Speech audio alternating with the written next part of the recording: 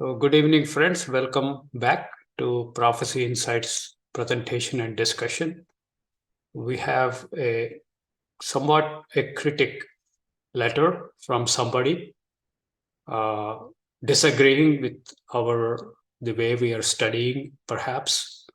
So, if we are wise, we would listen and take it to heart what the what the criticism and the disagreements other people might have. So we learn from everybody. And at this point, I invite Willard to read the letter. And for the benefit of uh, listeners over the internet, please tell who the person is if you are comfortable. And then please read the letter for us. Thank you. Uh, this is from my friend, our friend, well known to several of us, but not all, Warren Zerone. Warren is an elderly gentleman, still a pastor of originally from the Worldwide Church of God, but not of the. He's grown with the rest of us. He is a dear man. I listen to his Holy Day sermons usually. Those are the only ones he produces now because of his age, health, and the health of his wife. But he wrote me. This is dated December 3rd, 2023, and it reads, "Dear Willard, here is the point of my sermon on quotes. Expect the unexpected. I wanted to spell it out clearly. Please let me know if you think the speculation on Daniel 2 has any validity to it. I was totally surprised and taken aback by the horrendous and incredible outpouring of Hamas/Palestinian support by government and universities immediately following October 7th, both here and in the US and Europe, and as far away as Australia and the Philippines, a collection of widely heretofore diverse left-wing groups of a highly decentralized array of fascist, racist, autonomous factions such as BLM, Antifa, like political movements driven by a spirit of insane hatred became evident. Could we have overlooked a significant fact in Daniel 2 concerning Nebuchadnezzar's dream? In the past, we have attempted to shoehorn a four-kingdom explanation into our prophetic end-time narrative. What if there are 5 kingdoms spoken of in Daniel 2? Time is growing very short, and we are looking for an unlikely, disheveled world-ruling kingdom described as iron mixed with miry clay that does not cleave together as a regime must. What kind of nation is that? Maybe it is not a single nation. We need to know the answer to this because that is when God, the God of heaven, shall set up his kingdom on earth. Daniel 2:35. I fully admit that our received prophetic narrative is flawed.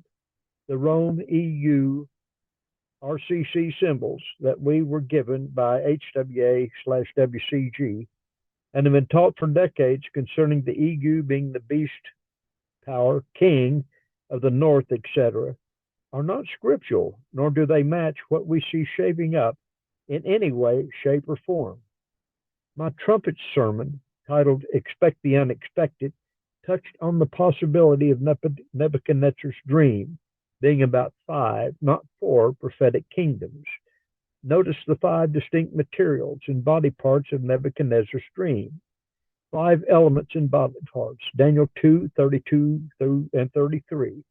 This image's head was of fine gold. That's 1. His breasts and his arms of silver. 2. His belly and his thighs of brass. 3. His legs of iron. 4. His feet, part of iron and part of clay. 5. My thought is that the part iron and part clay may very well be the varied and diverse Islamic nations, which are of the one mind to destroy not only the state of Israel from the river to the sea, but the great USA, Great Britain as well. The Islamic nations are certainly something we will soon contend with. We would be wise to ask who are the parties that will not cleave to one another.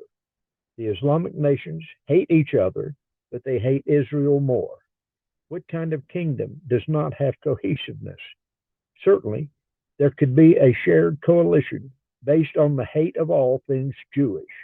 The only thing needed is a voice or strongman to combine them, and then the quasi-religious movement will sweep around the world almost instantly in a dramatic way.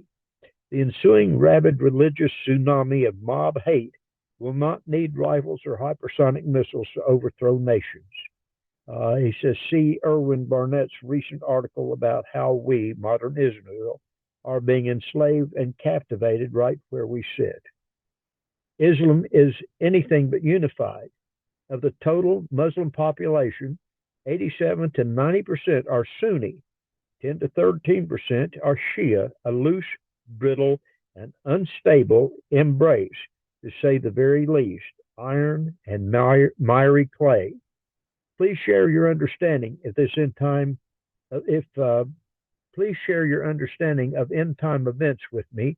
And if you think that a conglomeration or amalgamation of Islamic peoples could coalesce into the last Gentile kingdom, which is control over Jerusalem and the Temple Mount, Al-Aqsa Mosque, David Grabe has written that the empires represented by Nebuchadnezzar's dream have in common that they all rule over Jerusalem, described as the times of the Gentiles, Luke 21:24. Daniel gave the dream's meaning about the succession of different empires, with Nebuchadnezzar's Babylonian empire being the head of gold. Anything beyond that interpretation of who the remaining empires are is our best guess or best fit, not quite possibly, but quite possibly not scriptural. The Medo-Persian Empire being the chest and arms of silver, the belly and thighs of bronze being the Hellenistic Greco-Macedonian Empire of Alexander the Great, are a great prophetic fit. The two iron legs representing the east-west divided Roman Empire is speculation and conjecture. I do not think that the 2 feet and 10 toes represents Roman revivals. My notion is that there is a fifth empire, the last one that Christ will overthrow, that we have thus far overlooked. I think it is a good fit. And I'm going to go ahead and stop there because he goes on further than I thought. I don't want to become boring to you. I will be glad to post this however I can. It is in an email, or send it to you if you like.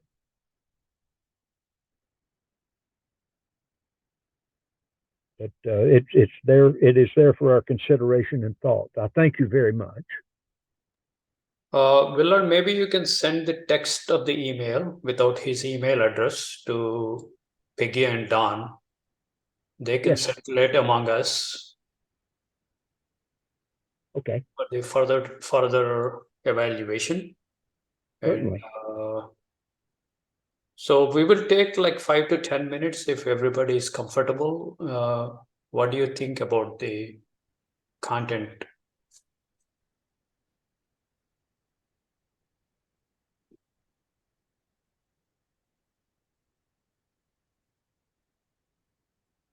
Yes, Alan.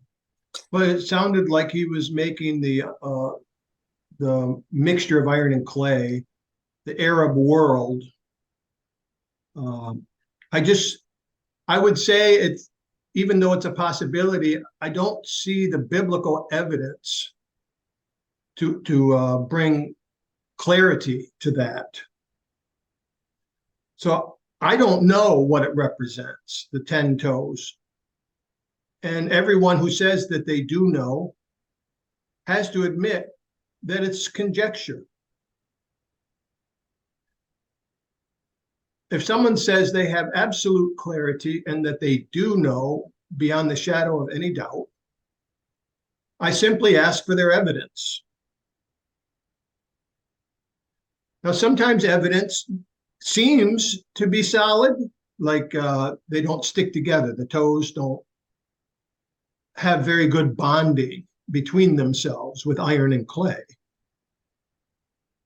But what does clay represent? What indicators do we see that clay represents Arab nations? Dirt. I don't know. I just don't know the answer to those things. So it's fine to kick those ideas around. The problem that comes in when certain teachers become dogmatic and that they demand that you agree with them, which I don't think that this man is doing that. I think he's not doing that. So I'm fine listening to his idea.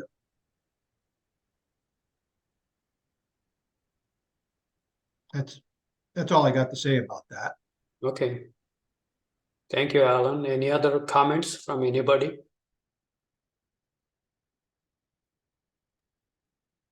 The parts that I'd left out were quite a lengthy line of scriptures. So I probably did bad in eliminating those at this time. But I'll send this to Peggy and you can read it in its entirety. Okay, that sounds good. So, did he watch any of our presentations, our discussions? Was he aware? As far as I know, Warren does not Zoom. He's in his Any recordings? His sermons are presented on a telephone link.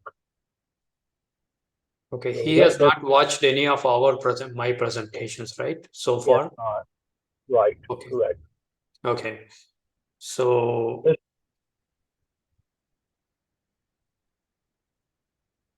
a letter out of the blue that he sent to me, and at the end of it, he says, you know, if you would forward this to Tagore, which I will, I'll send it to you also. okay, But I thought think go ahead. Sorry. that because of the timing, I thought it, in my mind, important to share with you, just as a point of consideration, not dogma in the least. Yeah, on high level, this is what I'm reading from his letter. He's good with the statue kingdoms. Perhaps he's thinking the beast kingdoms are same as statue kingdoms. That's one thing I noticed. So there itself, we are like big difference in our perspectives. And Guylaine last time came with this approach that surely it's all Islam. And she already made up her mind that it is the Islam, Muslims are the bad guys. And they are somehow the little horn, Antichrist, etc., etc. I think that's not a good way of concluding things without building the patterns from scriptures first. You have to identify the dreadful beast and then 10 horns and the little horn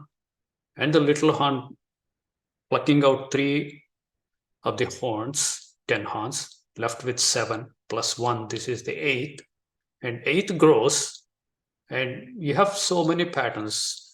So far, we have 71 features documented, and then today I'm going to go through Daniel chapter 11. Daniel chapter 11, again, goes back to this little horn in shadow. So we have more information. Our 71 would perhaps become 81 or 85. And once we come to Revelation, I'm pretty sure we will cross 100. So you have 100 points worth of data from scriptures. And then anybody proposing Islam as the little horn at least should make justice to these points, right? I don't know how he reached his conclusion. Warren Zehring, I respect him.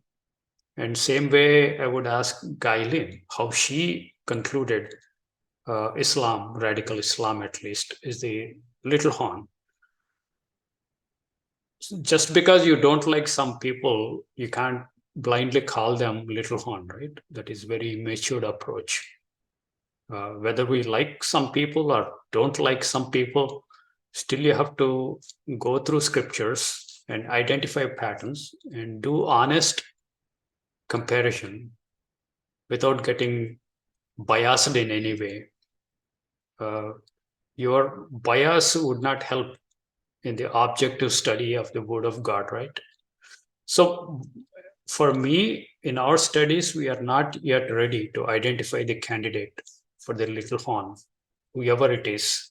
We're still open-minded.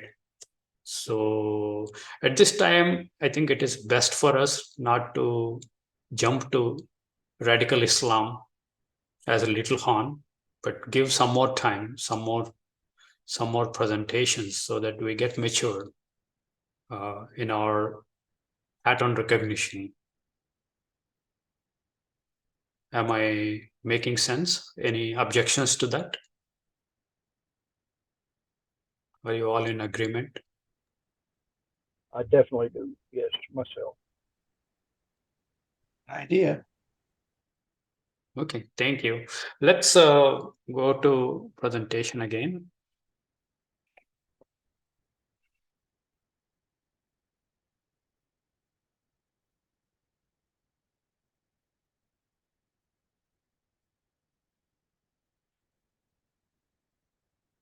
So we are in presentation number 31 of two witnesses. And then we started with Simeon. So we have lots of matter to cover. So we will jump these Revelation 11 verses.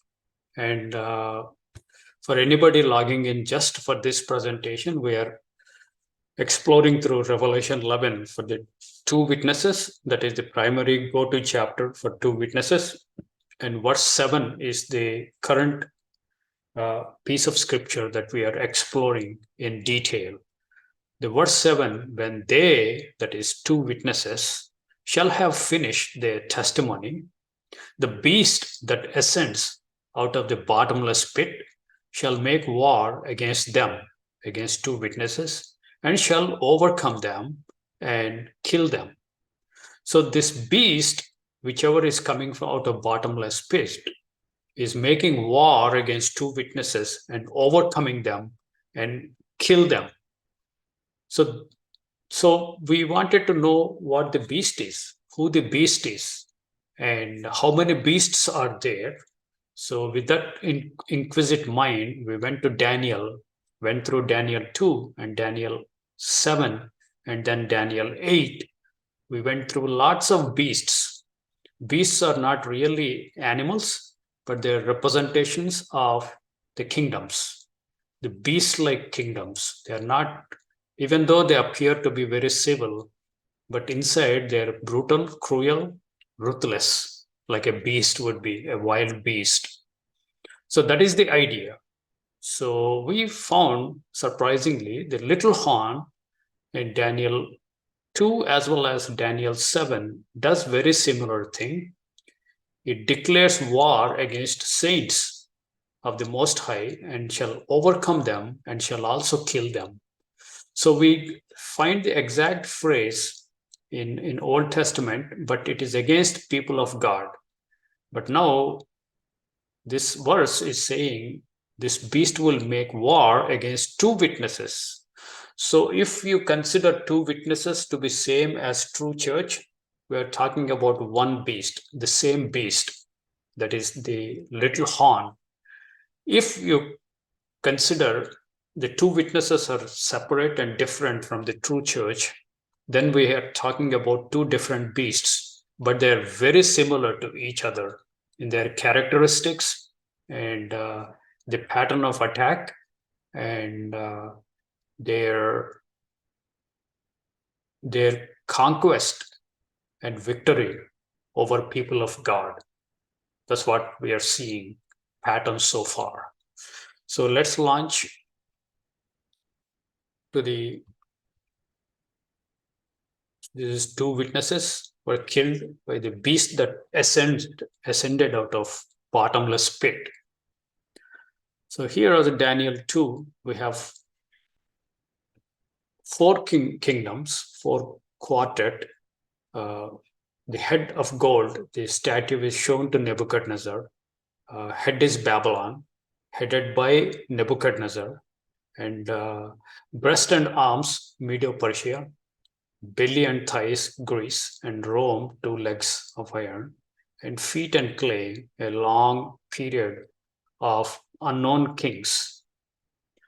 And then we went to Daniel 7. We saw the beasts actually mentioned. The first vision was shown to Nebuchadnezzar, and the second vision in Daniel 7 was shown to prophet Daniel in the night.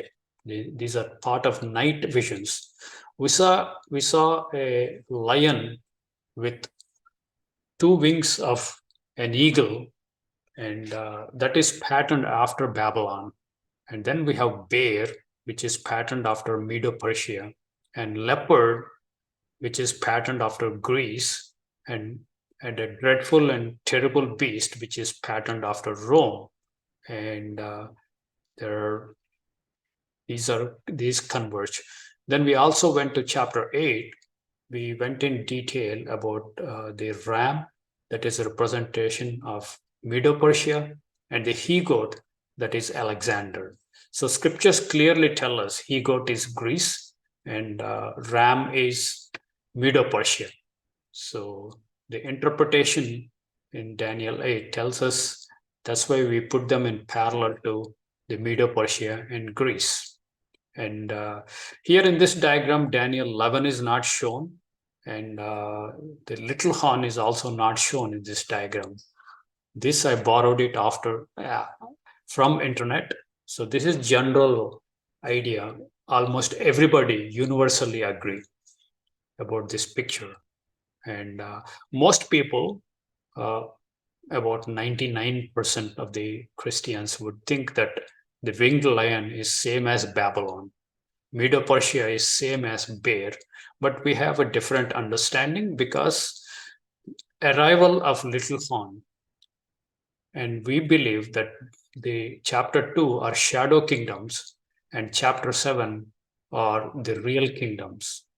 Chapter 2 are BC kingdoms before Christ, and chapter 7 are AD kingdoms. That's our understanding. Let's see the second picture. This probably helps us. And Daniel 2, we have Babylon, head, fine gold, Medo-Persian, beast, breast and arms of silver in the statue empires, and Greece, belly and thighs made up of brass, and Rome, legs of iron, and unknown beasts, and then the kingdom of God, the stone that comes and hits, and the whole statue crumbles and will be ground into powder and would be blown away by wind, and they are found no more. Only kingdom of God stays. So left side, these are all part of the statue kingdoms. And then Daniel, this interesting thing is little horn. The little horn is really very important, as important as the bigger kingdoms, greater kingdoms. So the little horn arrives part of Greece in the shadows, and then kingdom of God is also established here during the Rome by very Son of God. He inaugurated the invisible kingdom of God. And then we have Daniel 7, we have the real kingdoms, because Daniel 2 are shadow. In real kingdoms, this is AD kingdoms, we have lion with eagle's wings. So this is patterned after Babylon, but it is a modern nation after Christ. And then the second is bear and raised on one side, and it has 3 ribs in between his teeth. So this is patterned after Medo-Persian Union, the 2 ethnic groups. We have some modern nation that is union of 2 people, 2 ethnic groups, and its national emblem perhaps is bear. They have more things named after bear. There's only one country in the modern history, AD kingdoms. Like lion is only one country that has lion as a predominant thing. And then you have also leopard and 4 wings of a bird on its back. Wings is speed and agility of military attacks. And 4 heads, lots of intelligence. Our 4 heads actually, it is patterned after Greece, and they have this modern kingdom. Our nation has a leader like Alexander. He is very militant, and he wants to grab the whole land as much as possible. He started occupying every other country, and he has the armed forces. They're very swift, like Alexander. They are known for their speed and swiftness and attack.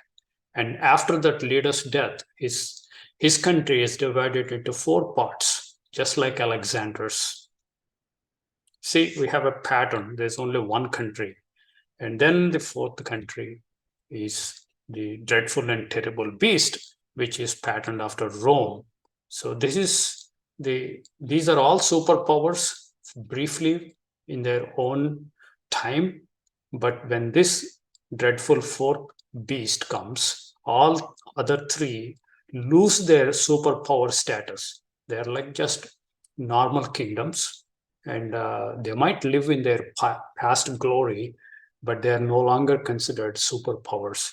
Now we have lone surviving superpower, which is like Rome. And this superpower, the dreadful beast, has 10 horns. And out of 10 horns comes the little horn. So the little horn actually comes in the fourth kingdom, not the 3rd. Here in the shadow, it is 3rd kingdom. And in the reality, it is 4th kingdom. It is impossible for these 4 kingdoms to be these 4 kingdoms. Then you cannot account for little horn. You can ask question. If somebody argues with you that they are same, then ask them question, when would little horn come? This is important. What you are learning, you have to ask questions if you are in doubt. But if you prove to yourself, you can help somebody. You can challenge somebody in a healthy way. You can also explain to them and educate them. This is how you can do work of God. So the little horn comes in after the 4th kingdom, or part of the 4th empire, the dreadful lone superpower that is left unchallenged. And then the kingdom of God comes. This is the second coming of Jesus Christ. This is also second coming. These 2 we are talking about same events. Now we are exploring little horn. We went through several chapters, and we also went to the secular history. Josephus' complete works, the Jewish historian, we went through his writings about the time of little horn. In the shadow under the Grecian kingdom, the little horn was fulfilled by Antiochus Epiphanes. So the Greece is divided into 4 kingdoms. The left and right, east and west are not important, but the north and south are important. North is Seleucid Empire, and south is Ptolemies. Ptolemies primarily controlled Egypt in the south and peripheral kingdoms, while the northern Seleucid Empire controlled Syria and other northern parts, and the Judea is caught in between these two major superpowers in the history. So it is pressed between the two giants of North and South, the King of North and King of South, that is Seleucid Empire and Ptolemy Empire. So that is shadow. We went to Jewish historian Josephus and gathered more information. And then we went to Daniel 7 and gathered about this guy, the reality. From shadow, we came to little horn reality. Last time, we gathered few more features. And today we go back to this little horn, but we are going to a different Daniel's book. Earlier, we spent time in Daniel 8. Today, we are going to spend time in Daniel 11. So Daniel 11 is very fascinating chapter. It starts with King of North and King of South. So King of North, King of South, they will be fighting. And then we're not talking about a single king. We're talking about dynasties. We have on the north, Seleucus Nicator is the first guy. And then there is a second Seleucus and third Seleucus. Actually, they acquired a title called Antiochus. So we have Antiochus I, Antiochus II, Antiochus the Great, Antiochus III, and Antiochus IV is the little horn that is widely understood and universally accepted, because that is the only historical act that fulfills the scripture. And then the little horn here comes in the fourth modern nation, and little horn now is most likely. And this little horn is very sinister. It is unlike any other beast. And from shadow, we learn few things, but reality, we learn more things, because this is very image and this is the shadow. And let's see what we have learned about the little horn so far. Going through this list helps us to get familiar, so that when we come to Revelation and other prophetic studies, the bells should ring. The bells should ring automatically. Yeah, I know this. This seems to be a little horn. This phrase I remember little horn has. So that kind of bells ringing is our goal and our target when we go through these lists repetitively. Finally, when we are done with little horn, I will take a picture. I will take all the features that we have discussed, the 100 plus at that time in future. So I will circulate that through email for your reference. So let's launch little horn in shadow. It comes out of one of the four notable horns of the Greek Empire.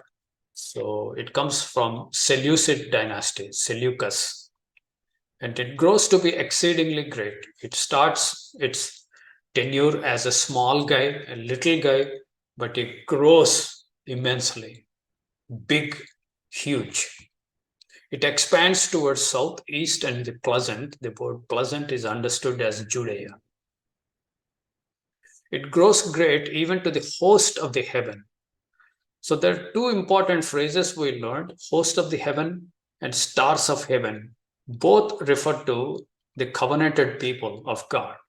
At this point in history, northern 10 tribes are gone into captivity and they are no longer have their covenantal status. But southern Judah is still, they have covenantal status. So they are considered God's people at this time. And they are called host of heaven and stars of heaven. These two important phrases always apply to Israel. And now, currently, at this point in history, they are applied only to Judea or Judah, Benjamin, and parts of Levi. So that is Judah. So this guy comes and he grows great even to the host of the heaven. So he doesn't even care about God's covenanted people. Historically, in the shadow, this guy deals with Judeans, covenanted people of God. and he cast down some of the host of heaven to the ground.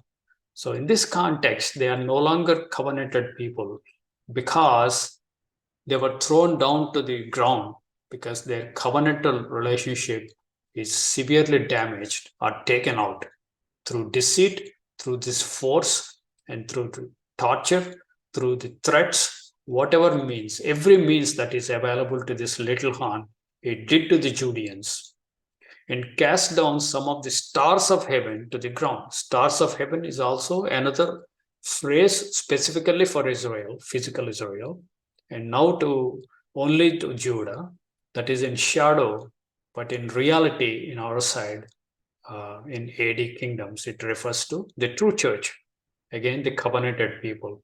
The true church is also called stars of heaven and the host of heaven. The word host is Saba, it is, again, the armies of heaven, the armies of heaven, and stamped upon about to the little horn. So it's directly attacking and confronting the covenanted people of God. That is the underlying principle. It magnifies itself even to the Prince of the host of heaven.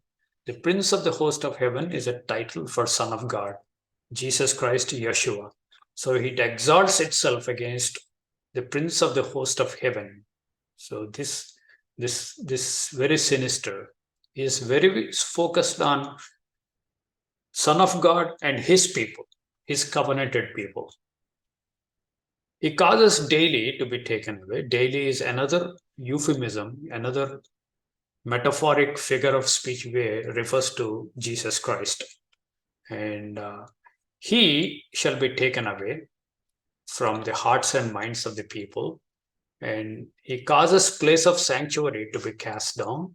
So in the Old Testament times, the sanctuary is the physical temple in Jerusalem. And the daily sacrifices is what people understand, but not necessarily sacrifices. Daily is tamid. Tamid is used for continual, perpetual. That is the meaning. Every day, morning and evening, lamps are lit and fresh olive oil is poured into the lamps, and it wicks. Their wicks are trimmed every day, morning and evening, by priests. So every day doing that operation is daily. And daily morning and evening sacrifices are offered. And daily the incense is offered. So the daily or continually the showbread is offered on the table of showbread for the priests.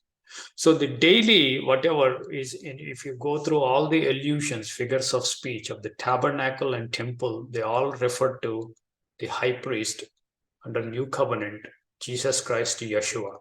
So he, in the shadow, these things are taken away, but in the reality, the authority and the teachings of Son of God are taken away from true church.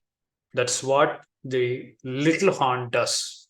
It takes away Christ from us and causes the place of sanctuary to be cast down. So the Antiochus Epiphanes actually desecrates the whole sanctuary. He takes it down and he offers pig on another altar that he builds on the top of God's altar in the physical tabernacle, physical temple in Judea. For us, spiritual parallel is we are the sanctuary of God. We are the temple of living God under the new covenant. So we would be cast down by this little horn. A host was given to it against daily because of transgression. So a private army was given to this little horn, and with this army, it will attack the true church, the daily. Why? Because of transgression. Initially, in the shadow, more and more Judeans are falling away from their covenantal relationship with God. They are no longer faithful to the terms and conditions of the covenant. Here in the reality, for us also, we are somehow the terms and conditions of new covenant and our faithfulness to them are somehow violated, and we would fall from our covenantal relationship. So here the Judeans, majority of them are no longer covenanted people. They no longer enjoy the status of a covenanted people from God's side. God promised several blessings under Sinai covenant as long as they remain faithful to the covenant. For us also, if we remain faithful to the terms and conditions of new covenant, God's promises stands firm and he will uphold. But if we are somehow deceived or threatened, if we lose our covenantal status with God, then we are in danger. So the transgression comes first and the little horn appears on the scene. We see this more and more at several places. And to cast down truth to the ground. It casts down truth to the ground. In the shadow, for us, the gospel would be thrown down. It prevents gospel work to be done, and it will persecute whoever teaching the gospel. It practices and prospers, so it grows more and more wicked and becomes more and more accomplishing in its projects and purposes, in persecuting true church and killing true church in the reality. It is 2,300 days from the daily taken away, abomination, desolation, host and sanctuary trodden down.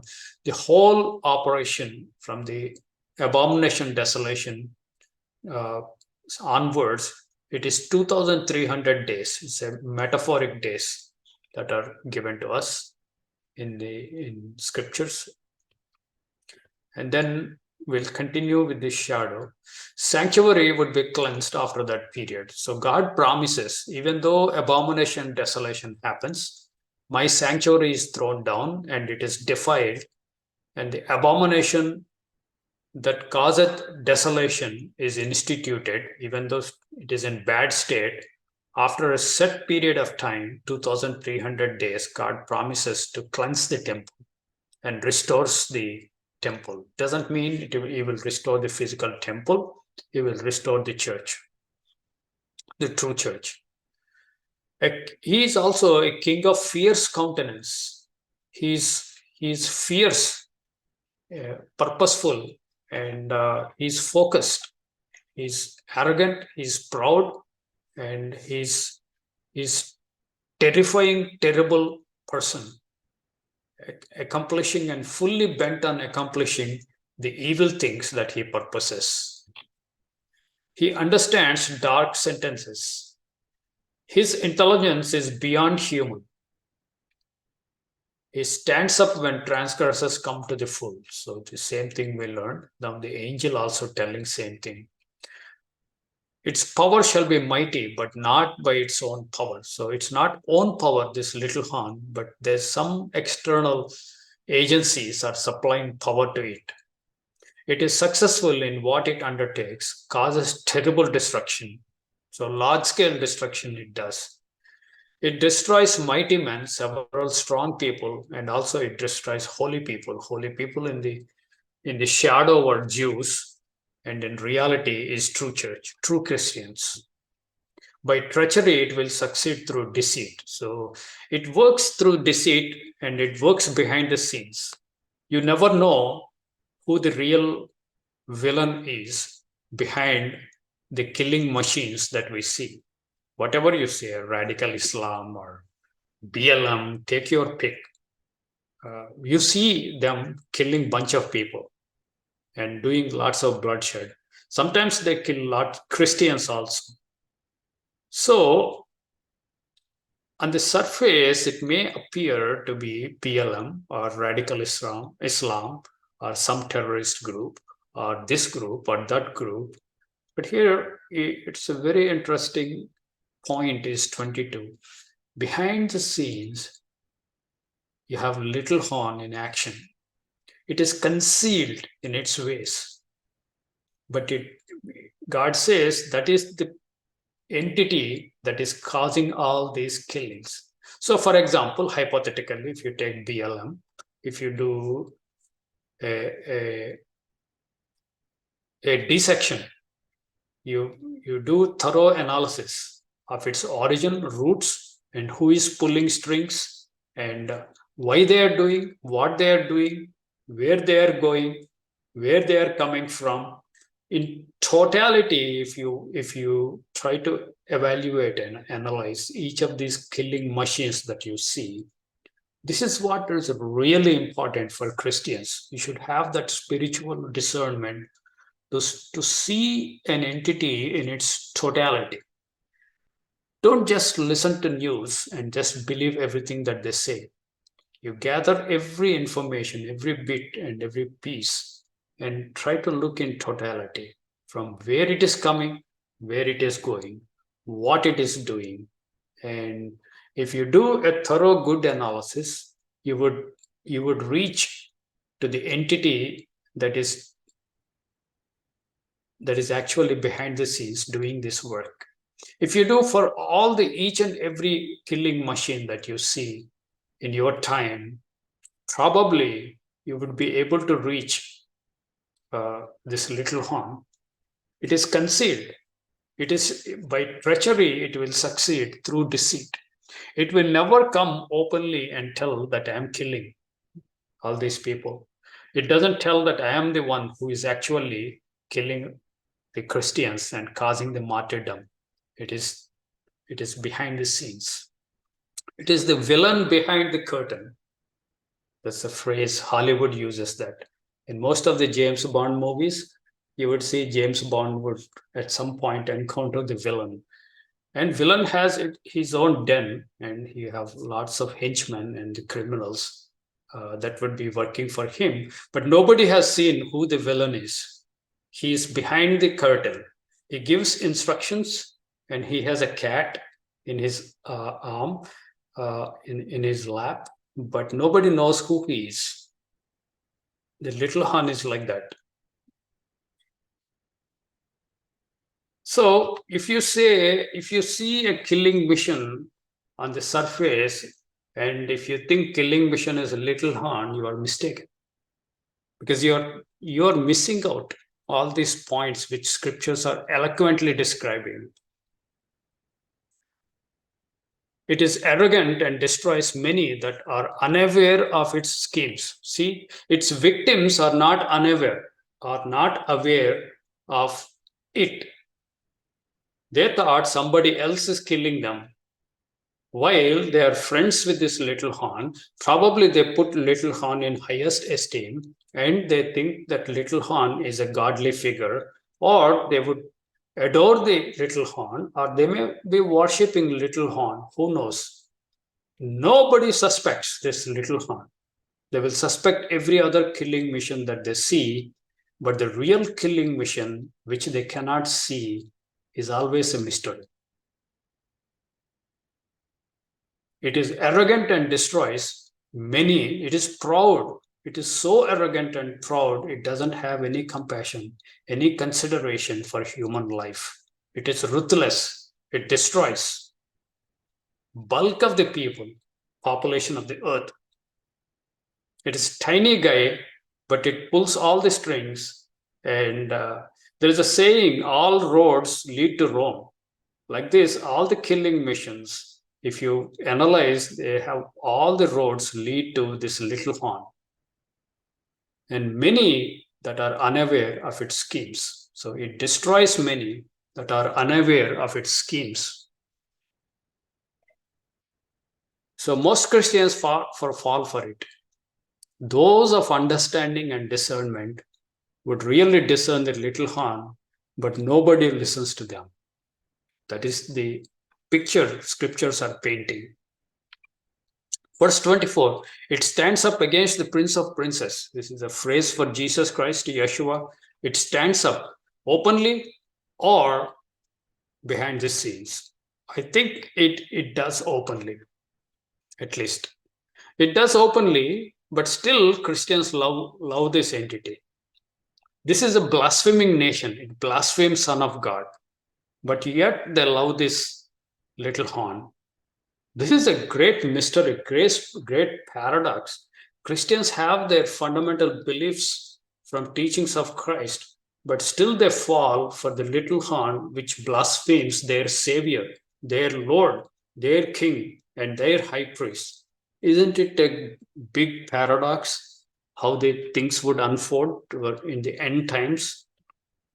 It will be broken, but not by human agency. But don't think this will be successful forever. There is a full stop from God, not by man. So it will be broken. We go to secular history. Josephus writes, gives us gruesome details how it played out in shadow when Antiochus Epiphanes came to Judea and killed a bunch of them and desecrated the temple and did cause the abomination desolation and left.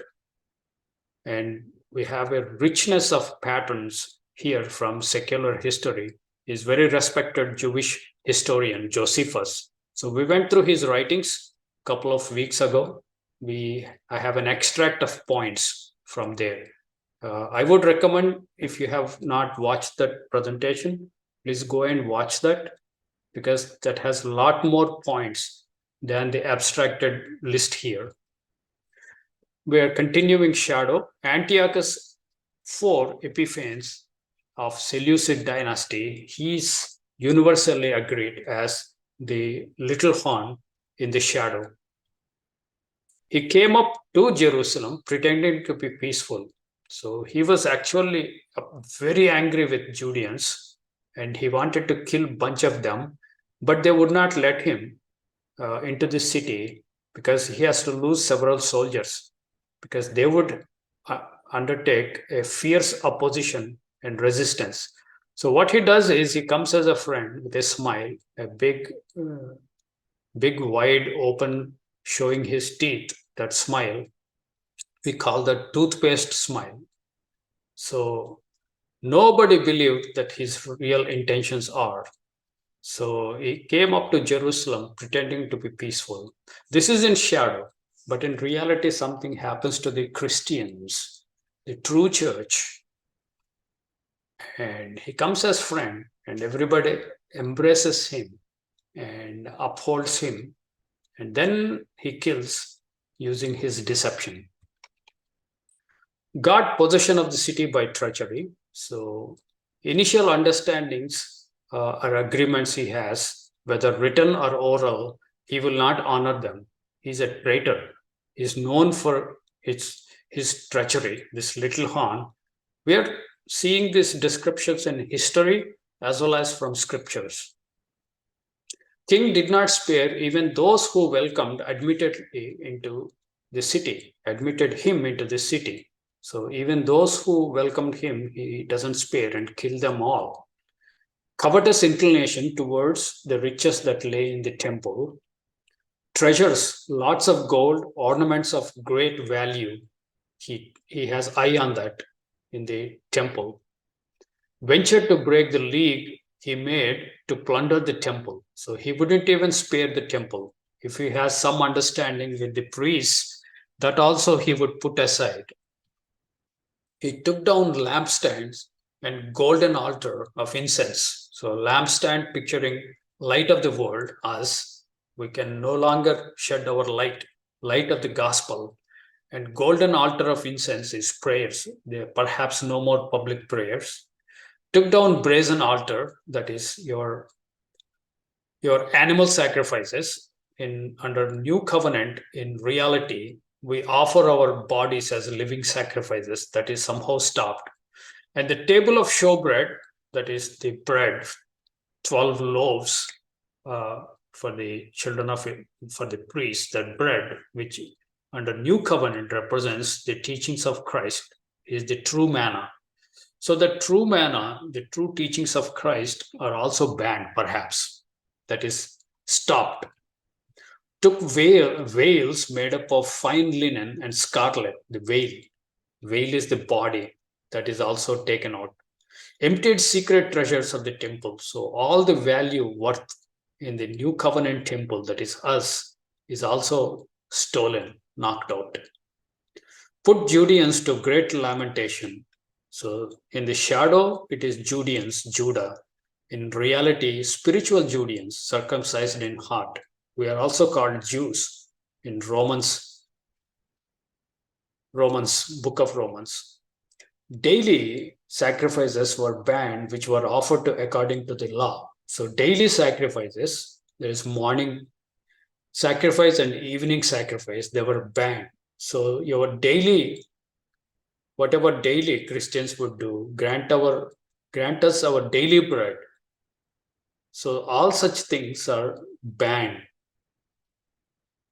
We talked about several of the last presentations. It slew some and carried captive others, including wives and children. So it killed a bunch of Christians. It will kill in the end time and take some as captive, that is put in jails. That's exactly in line with Matthew 24, Olivet prophecy. Estimated count 10,000 according to Josephus. Overthrew finest buildings and took down walls of Jerusalem. For us, New Jerusalem, its walls are salvation. Built a garrison fortified with high walls and towers overlooking temples. So he has a watchdog. So he has a semi-military agencies put in force to watch the church, watch the Christians. If anybody is found to be worshipping God, they would either be killed or be imprisoned by these agencies. The citadel also housed impious and wicked Judeans who caused great suffering to the people. So there are black sheep and double crossing. They pretend to be part of church in reality, mingle among themselves as our brothers and sisters, but they're actually working for these agencies which are spying and watching over us. So they are their informers, and they give the information to these agencies so that they can come and kill us or imprison us. So there is always people who backstab. We talked about them during the feast. You have tares that are planted by wicked one. So I believe they are tares. King built an idol altar on top of God's altar. So the little horn puts a different form of worship, another worship on top of true worship. Under new covenant, true worship is worship the Father in spirit and in truth. So that is taken out and put another form of worship other than worshiping in spirit and in truth. So we have to understand what the true worship is, that is worshiping Father in spirit and truth. And whoever are doing the true worship are called true worshippers.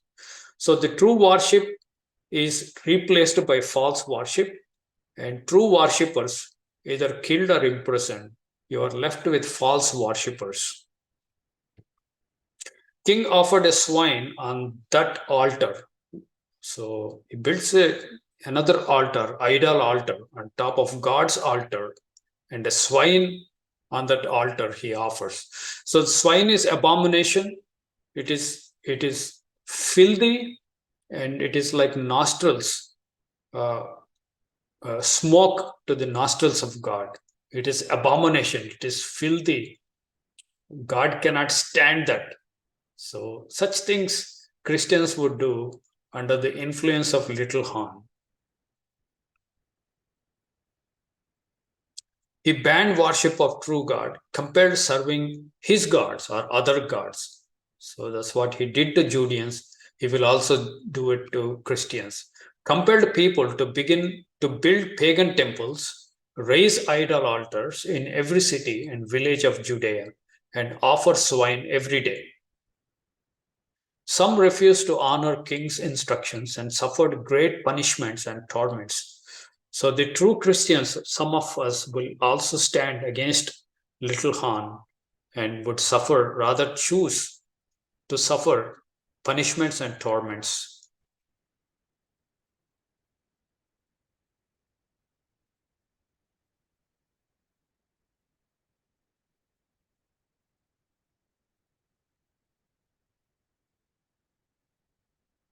Commanded them not to circumcise their sons. So for Judeans, it is circumcision in flesh. For us, circumcision in spirit.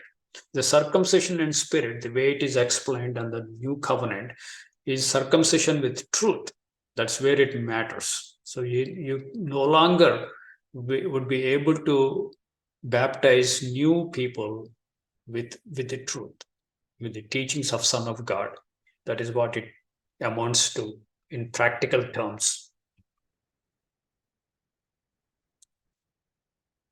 He appointed overseers to enforce his orders. So he created special agencies, perhaps at federal level and state level, as watchdog agencies to watch for any Christians that are found to be worshiping their God, worshiping the Father in spirit and in truth.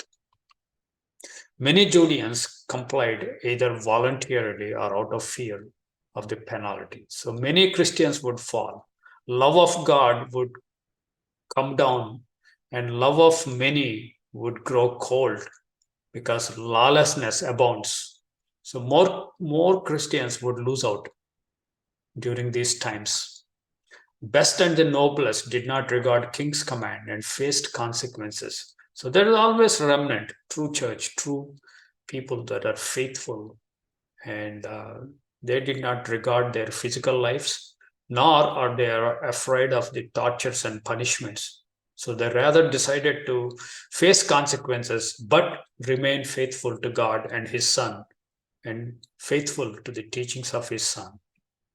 Every day went through great miseries and bitter torments. So every day the persecution continued, people after people, family after family, individuals after individual. The entire tenure, 2,300 days, or time times half a time, this period, church goes through severe, most severe persecution. It is unparalleled, never in the past nor in future. Those are the descriptions God gives us. And those who refused to take the orders of little horn, they were whipped with rods, bodies torn to pieces, crucified when they are alive and still breathing. So strangled women who circumcised their sons. So the whole congregation's woman is a representation of church. So the churches as a whole are also rounded up because they're teaching the truth. Circumcised sons were hanged around neck, crucified. So they also killed the young new Christians that came to faith. If any sacred book of law found, it was confiscated and burnt. So perhaps Bible is banned, and all the literature that helps the Bible probably would be banned. Or by that time, any authentic Bible versions are banned. What all you have is Bible, but completely corrupted. Who knows how this plays out? Those who are found with it were subject to severe punishments. And went through little horn. The little horn in reality, not in shadow. Reality, it comes out of the 10 horns of the fourth beast, the dreadful and terrible beast. This is the sole surviving superpower at the time of second coming.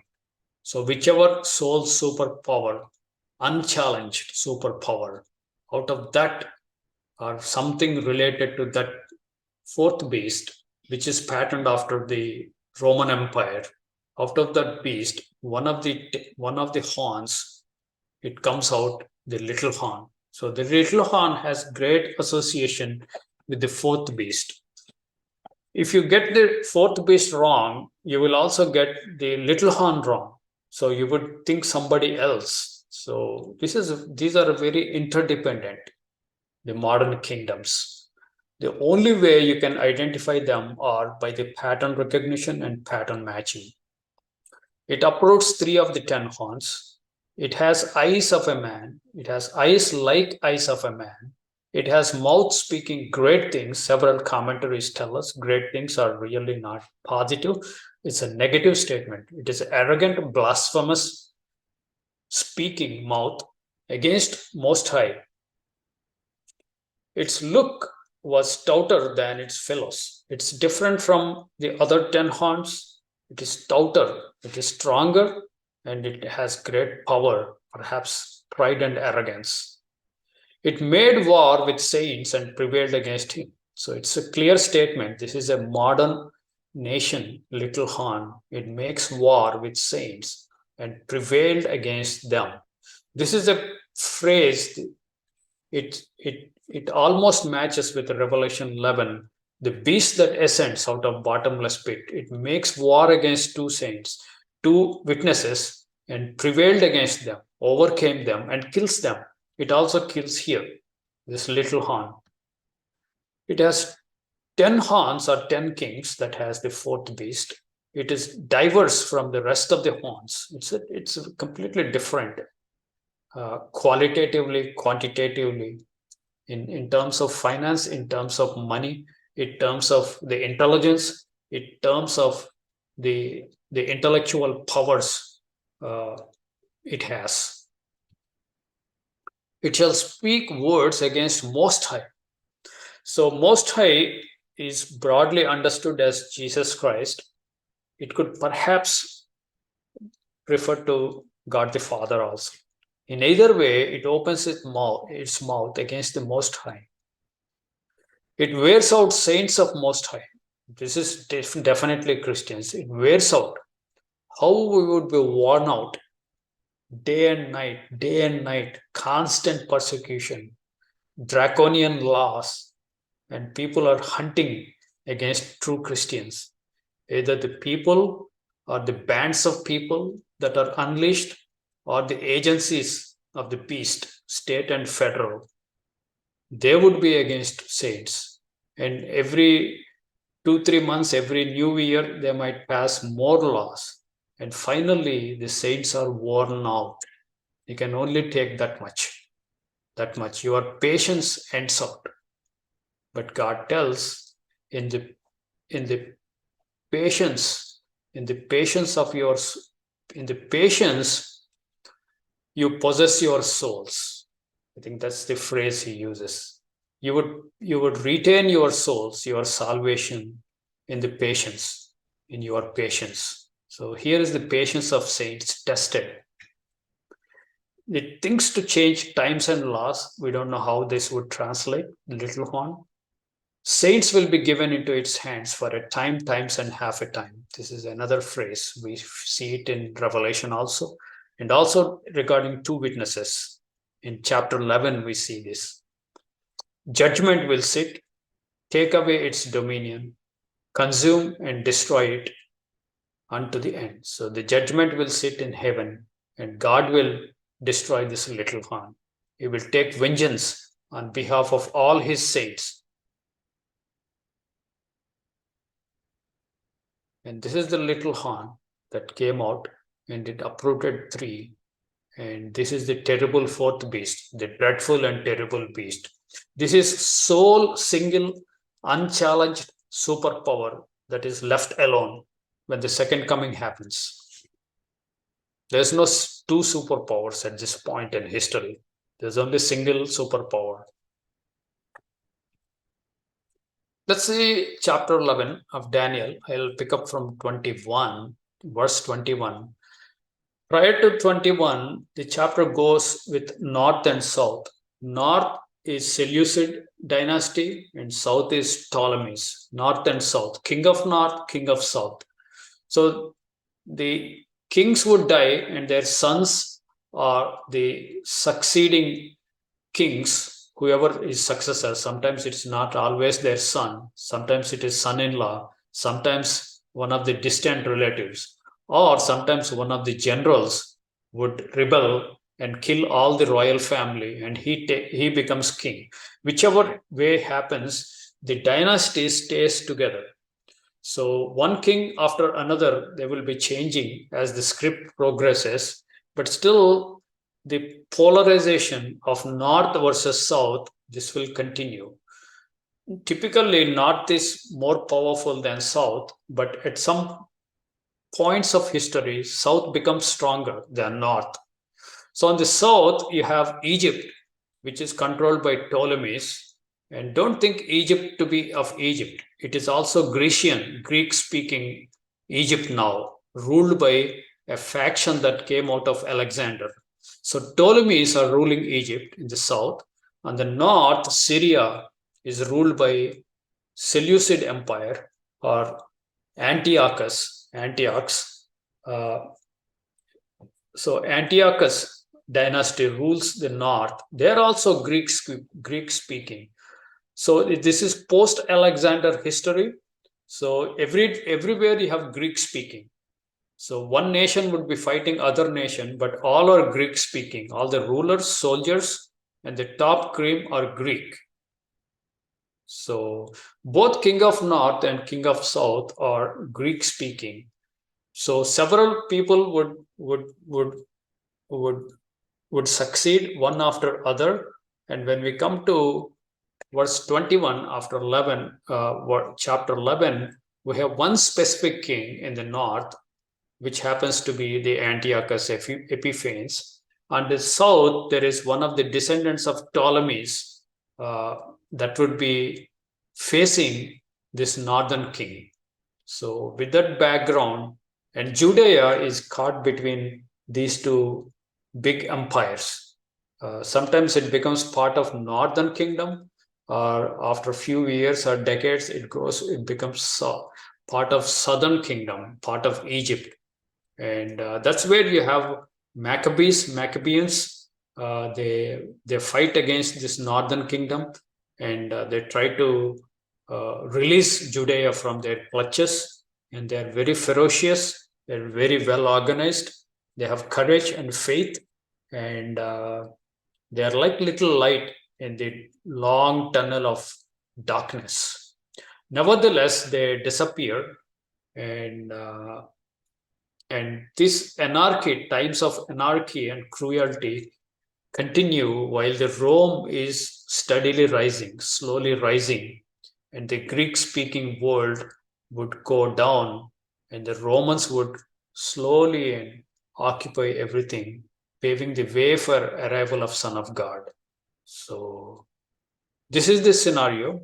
So let's start with verse 21, and we are again going back to shadow. We find few very interesting points here.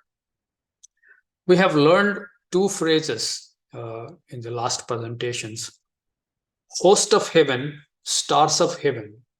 These are the two phrases exclusively used for Israel, because northern 10 tribes are gone from the scene. You have only Judeans or Judah is left with covenant status. So they are called host of heaven and stars of heaven. Today we find another phrase. We will learn the third phrase, that is holy covenant. The phrase holy covenant is referred exclusively to Israel. And again, now it is applied to Judea. The holy covenant, when God talks about he will do this to holy covenant and that to holy covenant, he's talking about Judeans in the shadow. And for us, the holy covenant is the new covenant. The true Christians are also referred to as holy covenant in reality. So with that background, let's see a few things. And in his estate, so now the northern kingdom, there are 4 or 5 people have, four kings have already succeeded. And the Antiochus IV, which is called Epiphanes, he is considered to be the little horn, universally agreed. So now he is coming into scene. He arrives on scene. And in his estate, that is his father's stand, his father's place, shall stand up a vile person. Daniel calls him a vile person to start the story, to whom they shall not give honor of the kingdom, but he shall come in peaceably and obtain the kingdom by flatteries. So this guy is not given the throne. He comes by flatteries, and he usurps the kingdom by every underhand dealings. But he shall come peaceably and obtain the kingdom by flatteries. Flatteries not necessarily by flattering with your tongue. It has a broader scope of every manipulation. And with the arms of a flood shall they be overflown from before him, and shall be broken, also Prince of the Covenant. So he will be ultimately broken down, he will be killed. But let's continue, verse 23. And after the league made with him, he shall work deceitfully. He will do lots of agreements, treaties with other countries. Deceitfully, he will never honor any of them. For he shall come up and shall become strong with a small people. He starts small, with small group of people, but he grows exceedingly strong. Those are the features of little horn. Verse 24, he shall enter peaceably even upon the fattest places of the province. So he will go there to wherever the wealth, greenery, and the riches are there, he will go and occupy those places in the entire world. He shall do that which his fathers have not done, nor his father's father. So he breaks the pattern. He does the new things which his forefathers have not done. He shall scatter among them the prey and spoil and riches. He shall forecast his devices against the strongholds, even for a time. He would be exceedingly successful in his campaigns, and he knocks down several other powers.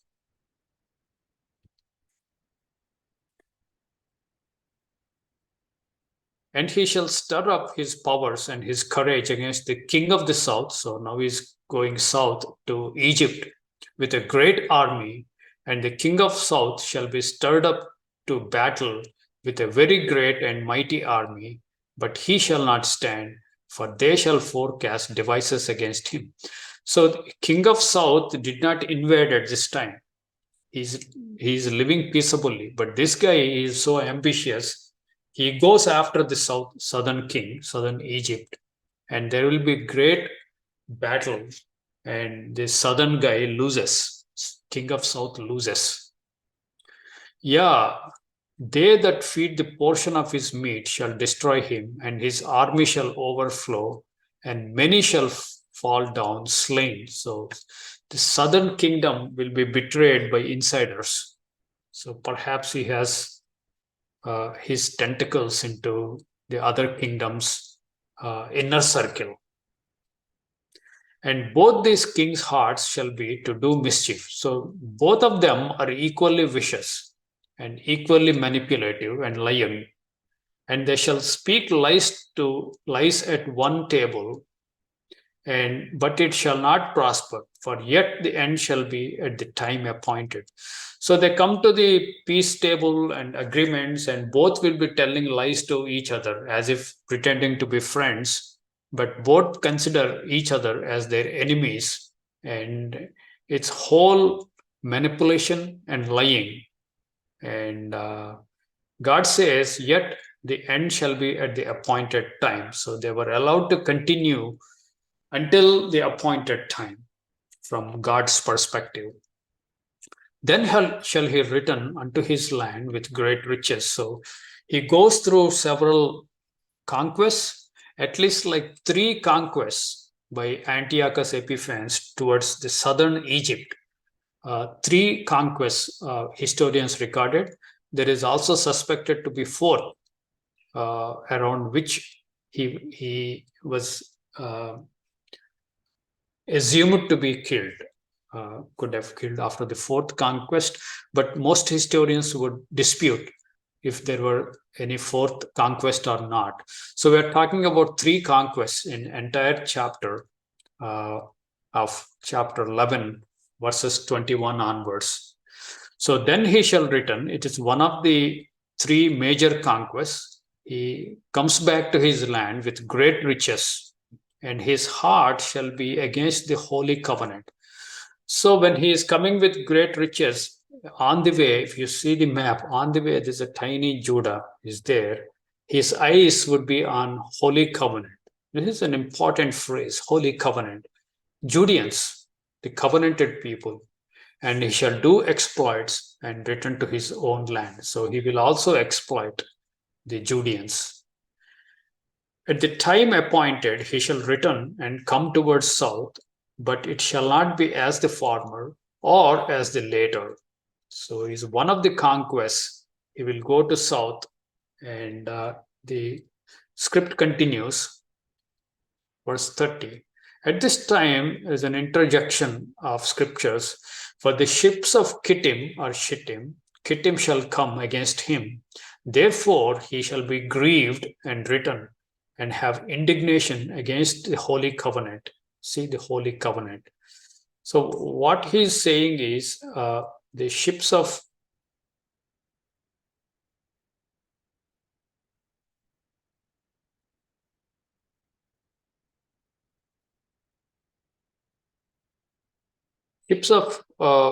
Kittim,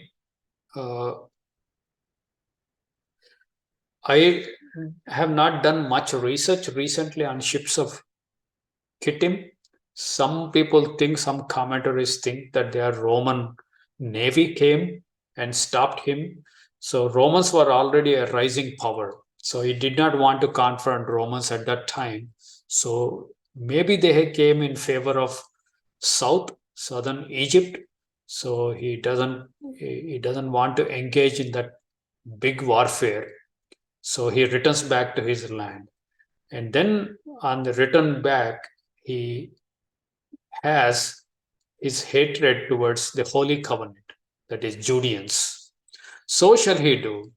He shall even return and have intelligence with them that forsake the Holy Covenant. See how these things are used. So in Judea, he wants to kill a bunch of people in Judea. But there are factions in Judea. Some Jews actually supported the Antiochus Epiphanes. Antiochus Epiphanes, there are several people, several kingdoms and kings that have invaded Judea historically, like Nebuchadnezzar. There are lots of people who invaded Judea. But there is one difference between all the invaders of Judea and the Antiochus Epiphanes. That difference is so significant, is that Antiochus Epiphanes, not just political war, it was a religious war. He wanted to destroy the religion or the belief system of Judeans. He wants to tear down the temple. Whatever they considered sacred and holy, he wants to completely tear down. And he wants to institute a different religion, different gods, and different worship. No other invader has actually attempted such things. So this guy stands out historically from rest of the invaders of Judea.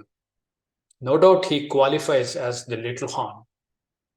So here he takes advantage of those people who are willing to forsake their covenant. So these are like rebellious people. These are fallen away people. And they no longer honor their covenant with their God, Sinai covenant. They uncircumcise themselves. They completely against their own people. They join hands with enemy. So that he takes them and he colludes with them, intelligence with them, and he uses them to get to the rest of the Judea. So these are kind of black sheep. So he has indignation against the Holy Covenant. We have ships of Kittim, Numbers 24, verse 24. God says, ships shall come from coasts of Kittim and shall afflict Ashur, that is Assyria, and shall afflict Eber, perhaps it's part of Assyria, and he shall also perish forever. So the ships of Kittim, when they come, they destroy the whole whole of the kingdoms. We have a pattern in Numbers 24. Perhaps ships of Kittim are so dreadful, and people are terrified about these ships, the naval power. He was scared to fight against them. That's why he was grieved, and he will return to back to his kingdom. And the arms shall stand on his part, and they shall pollute the sanctuary of strength. Here shall take away the daily, and they shall place abomination that maketh desolate. So the abomination desolation in shadow is done by Antiochus Epiphanes. The little horn does the abomination desolation in shadow. But in reality, your spiritual little horn would come and do the abomination desolation, which Christ talks about in Olivet prophecy. When you see the abomination that maketh desolate, or abomination desolation, then he gives instructions to Christians what to do next step when you see the abomination desolation. So we have to understand what this abomination desolation that is taking place in shadow in order to understand the reality. And such as do wickedly against the covenant, against the holy covenant, shall be corrupt by the flatteries. So they were yielding to his manipulations, and they are also forsaking their covenant with their God and joining the enemy. But the people that do know their God shall be strong and do exploits. So there is a division in Judea. There are people who are true to their God, know their God, they have knowledge and understanding, they remain faithful to the covenant. Others have joined the enemy, the little horn. So we have the same pattern in the end times Christians. There is a separation of two groups. One group know their God, understand their God and God's will, and remain faithful to the covenant. The other part would be in collusion with the little horn. They're part of the spying agency. They're part of the government agencies that are instituted to watch and spy against Christians. So you have two divisions. And they that understand among the people shall instruct many. So there are some people among the true Christians around this end times, they understand and see things, and they shall instruct many. So there would be some teachers God would rise even in those dark times. They will help the rest of the body of Christ, church, and warn them, instruct them, and feed them. Yet they shall fall by the sword. So in spite of instructions, some people will fall by sword and by flame, by captivity, and by spoil, and many days. It means all the times and half a time, people would lose out to the little horn, because the assault is so massive, so overwhelming. People would lose out in spite of the instructions. And some of these verses would bring chills to me. What happens to the instructors also, the next verse.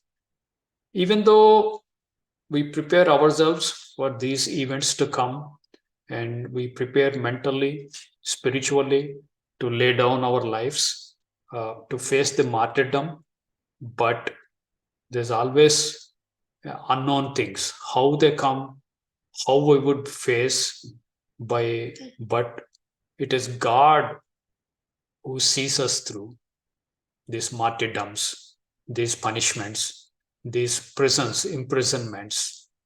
By grace of God, by the goodness of God, and by his abundant mercy, he will see us through any difficulty. Verse 34, now when they shall fall, they shall holpen with a little help. So it is not total overtaking by the little horn, but those who are faithful are given little help from God. But many shall cleave to them with flatteries. So many in the church would go after little horn, would be gone, falling away. But few faithful who are standing with God, they'll be given little help from God, little relief, little way out of the difficulties. That's what God is promising. And some of them of understanding shall fall. So even people who have understanding, they would also fall. To try them, why God, people who have understanding also will fall to these attacks? To try them, to test them, and to purge, that is to purify them, to make them white, even to the time of the end, because it is yet for a time appointed. So time, times, and half a time, that is the period allocated for this little horn to do its dirty work against true church. So until such time, the things will be progressing. And until such time, God will throw even people who have understanding into this fire to purify them, to make them white. Verse 36, and the king shall do according to his will, that is again little horn, and he shall exalt himself and magnify himself above every god, and shall speak marvelous things, again bad things, against the God of gods, and shall prosper till the indignation be accomplished. For that is determined shall be done. So for time, times, and half a time, he will do this, all the dirty work. But at the end, whichever time God allotted, his end will come. He would be judged. Here is an interesting phrase. He shall exalt himself and magnify himself above every god, and shall speak bad things against God of gods, against true God, and shall prosper till the indignation be accomplished. So he is a mad guy. His exaltation has no bounds. He exalts himself equal to or above Son of God, and it is possible he may even exalt himself above the true God, God the Father. Who knows, in his madness. We have parallel verses in the New Testament, Thessalonians, 2 Thessalonians. This guy also does very similar thing. He exalts above everything that is called God. Let's see a few verses in 2 Thessalonians chapter 2. Verse 3, let no man deceive you by any means, because deception is rampant. Little horn operates and works through deception. For that day, that is return of Jesus Christ, that day shall not come except there be a falling away first. So the transgressors have to come to the full, and the man of sin will be revealed. So the little horn will be revealed eventually, the son of perdition, or son of destruction, who opposes and exalts himself above all that is called God or that is worshipped. Don't you see the same phrase here? Against God, against every God, everything that is worshipped, so that he as God sits in the temple of God, showing himself that he is God. So New Testament always gives more details about this little horn. Continuing, verse 5, remember ye not that when I was yet with you, I told you these things, Apostle Paul writing, and now ye know what withholds, that he might be revealed in his time. For the mystery of iniquity does already work. Only he who now lets it will let, until he be taken out of the way. So the mystery of iniquity does already, the mystery of iniquity is, the word iniquity is lawlessness, anomia. The mystery of anomia is in full work. That's what Christ also said in Olivet prophecy. Because of the lawlessness abounds, the iniquity, love of many would grow cold. So that's exactly what's happening. It's tying up actually to the little horn. But he is restrained by God. Many people think it is God. I also tend to believe that it is God who is restraining from him from being revealed to the church. Everybody thinks that he is a friend, but he is doing these operations behind the scenes. But at some point, God would expose him as he is. So at least to his people. So whatever is restraining, that restrainer would be removed, and then this guy would be revealed, at least to the church. Continuing, verse 8, and then that wicked one would be revealed, whom the Lord would consume with the spirit of his mouth and will destroy with the brightness of his coming. So it is happening at the second coming. When the Lord comes, he destroys the little horn. So the little horn and the fourth beast, they will almost come and exist until the second coming, where Christ and his saints would destroy these guys. Even him whose coming is after the working of Satan with all power and signs and lying wonders. So we see more about the little horn, working of Satan directly with all power of Satan, and he shows signs and lying wonders. So all the Christians fall for that guy, lying wonders and signs. And with all deceivableness of unrighteousness in them that perish. Why? Because they received not the love of the truth, that they might be saved. They received not the love of the teachings of Christ, the truth. That's why, so that they might be saved, because they received not, because the transgressors have come to full. This guy is unseen. Continuing, and for this cause God shall send them strong delusion that they should believe a lie. If you fail to love the truth, God would send this strong delusion that you should believe a lie, that they all might be damned or destroyed, who believed not the truth, but had pleasure in unrighteousness. But we are bound to give thanks always to God for you, brethren, beloved of the Lord, because God has from the beginning chosen you to salvation through the sanctification of the Spirit and belief of the truth, red letters, whereunto he called you by our gospel to the obtaining of the glory of our Lord Jesus Christ. So New Testament gives more light into these entities.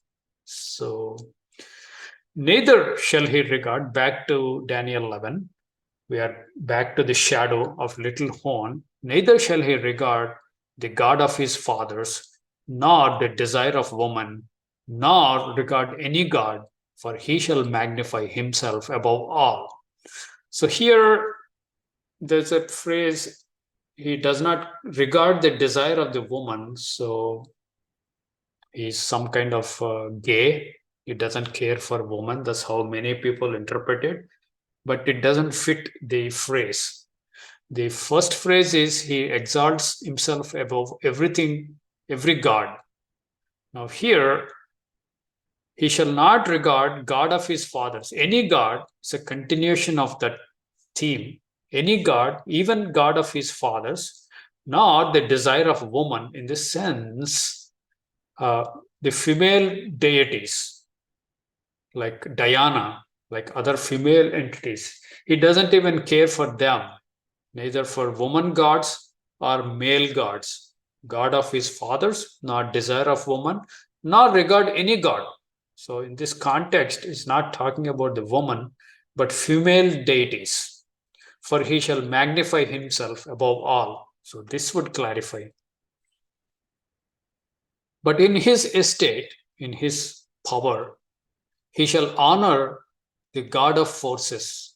This is an interesting thing. He magnifies himself above every God, everything that is worshipped. But again, interestingly, he considers one God, the God of forces.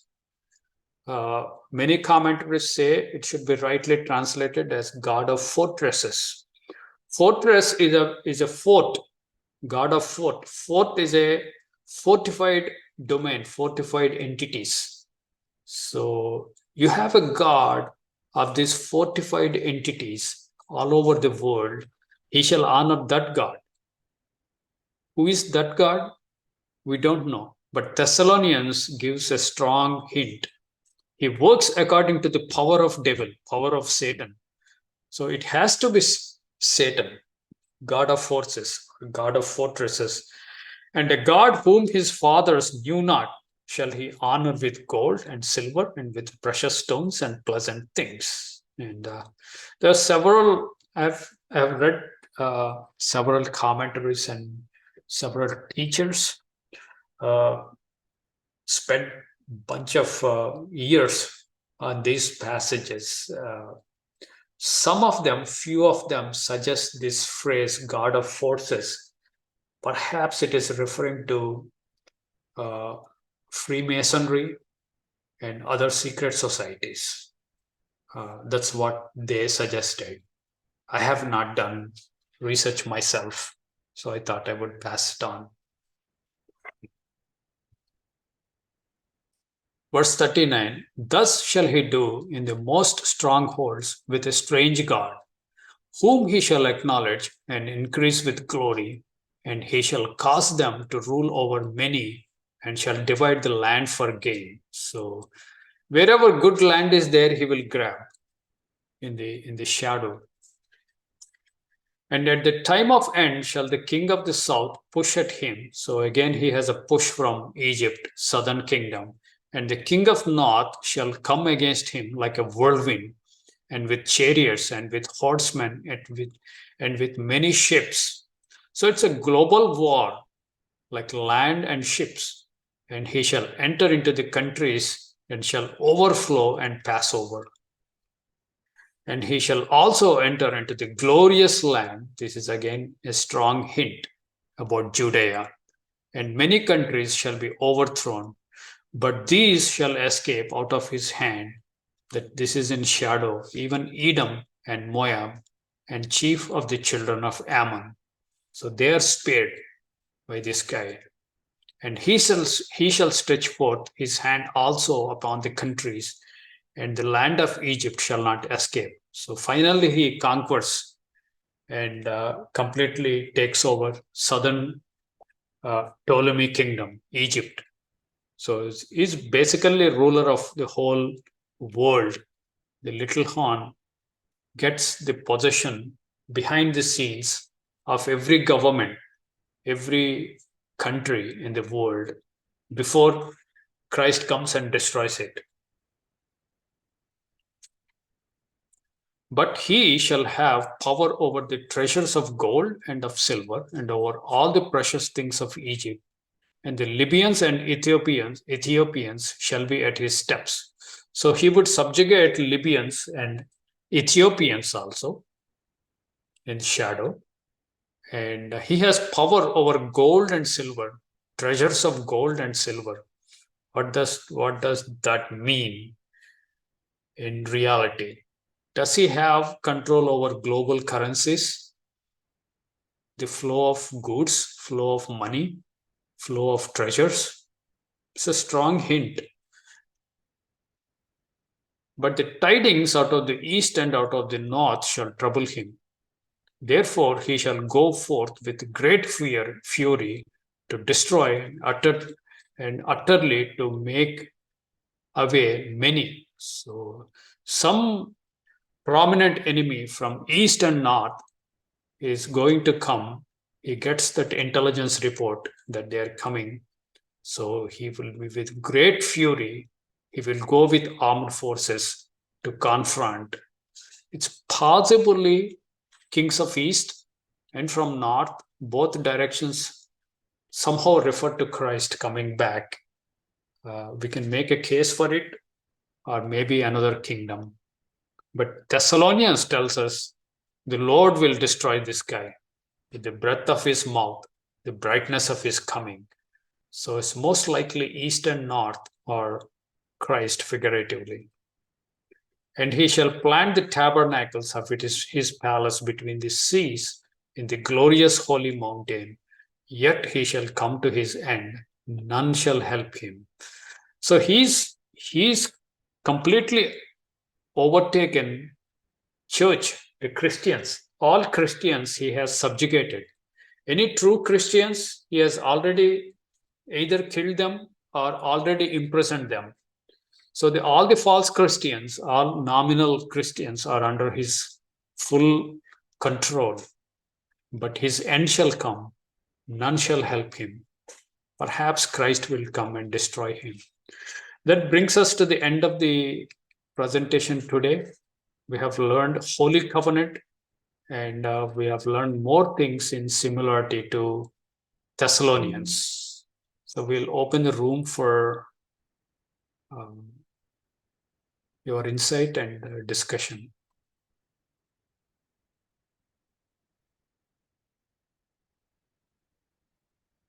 Yes, Alan.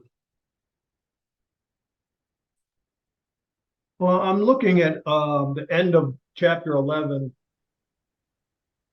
and it appears that it flows smoothly into chapter 12 without a break, because it says at that time,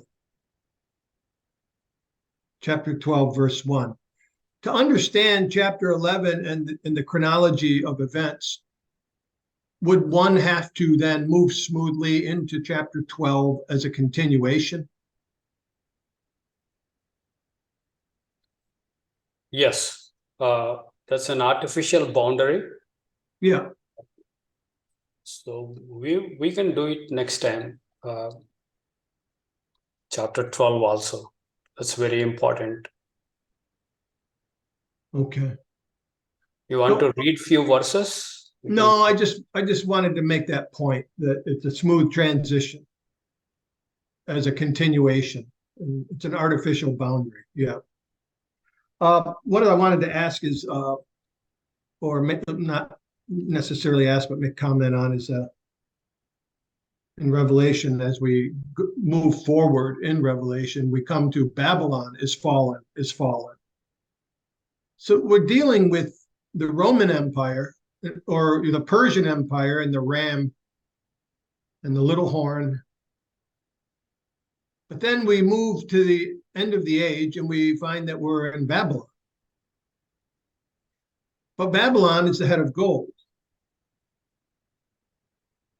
So how do we synchronize the fact that we end up in Babylon the same way that Judah was carried off into Babylon?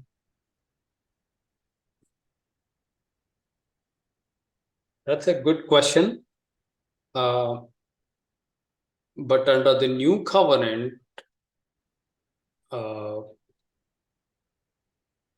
story starts, we under captivity of Egypt and captivity of Babylon. Both illusions are put.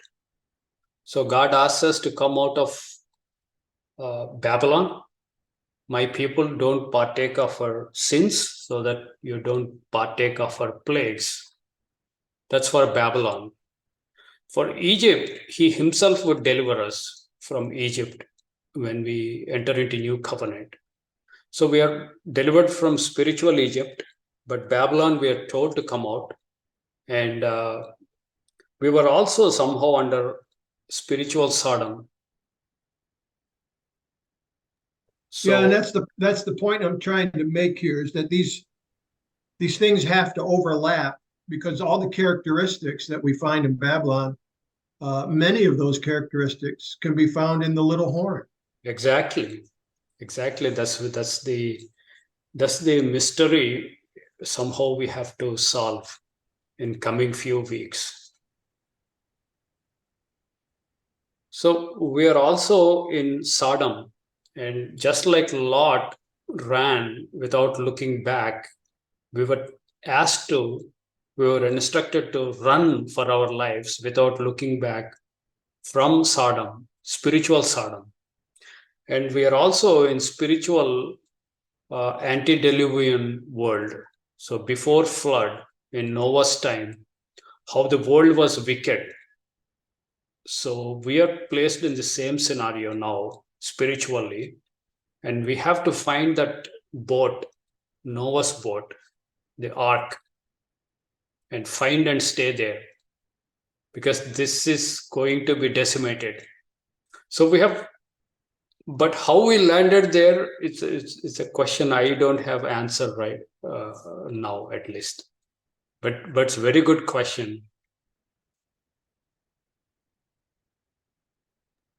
Although we do find Jerusalem being referred to as Sodom and Egypt, at the same time that Babylon the Great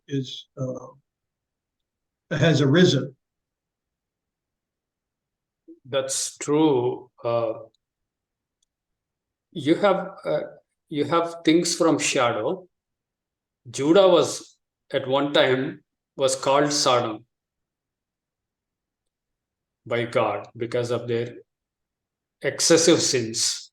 Yes, yes. So if you take that from shadow and transport it into reality now, part of the church is like Sodom in his eyes. Whoever calls themselves Christians, we are in Christ, boom, you're considered broadly as Christian group of Christians.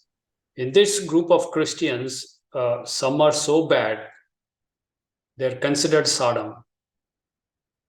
That's another possibility. I'm not answering your question in terms of a statement, but I'm exploring possibilities, how this can be unfolded or discerned.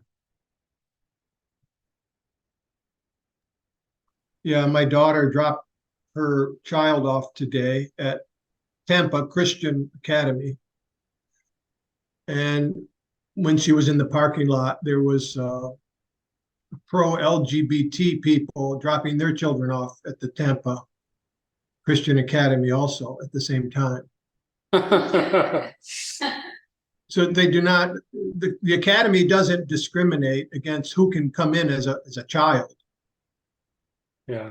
But we see this extreme mixture of people coming into the academy from both ends of the spectrum, very conservative and not so very conservative. And I guess that's kind of what you have to expect at this time in where we are in history today. Yeah.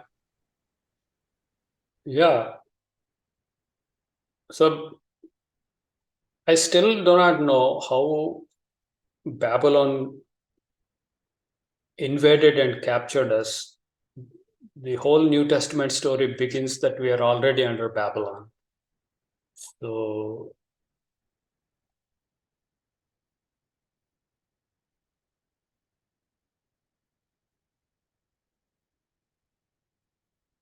Well, somehow there's an umbrella of Babylon over the time that the little horn does its work. At the time of Second Thessalonians, somehow we're in Babylon at the same time those other forces are dynamically doing their dirty deeds. So it's a simultaneous overlap. What do you think about the beast that ascends out of bottomless pit and makes war and kills two witnesses? I think it's a very carefully orchestrated move by God to open that pit, because nobody can open it. Only God himself can release those demons. And only at the right time, as you read today, to test his people. That's right. To bring testing and to bring about the war against the saints. So I say the bottomless pit cannot be opened by anyone other than God himself at the right time for his purposes. Just as everything he allows Satan to do is ultimately for his purposes, like a puppet. And that includes the martyrdom of the saints. There's nothing that will ever happen that is outside of the control of Jesus Christ and the Father. And so in this, we should have tremendous consolation and comfort, and we ought to understand that in good times and in bad times, they are the ones that call the shots throughout prophetic history. Even though humans tend to have doubt and to wonder why he would allow such a thing, just as human beings have always said, why does God allow suffering in the world?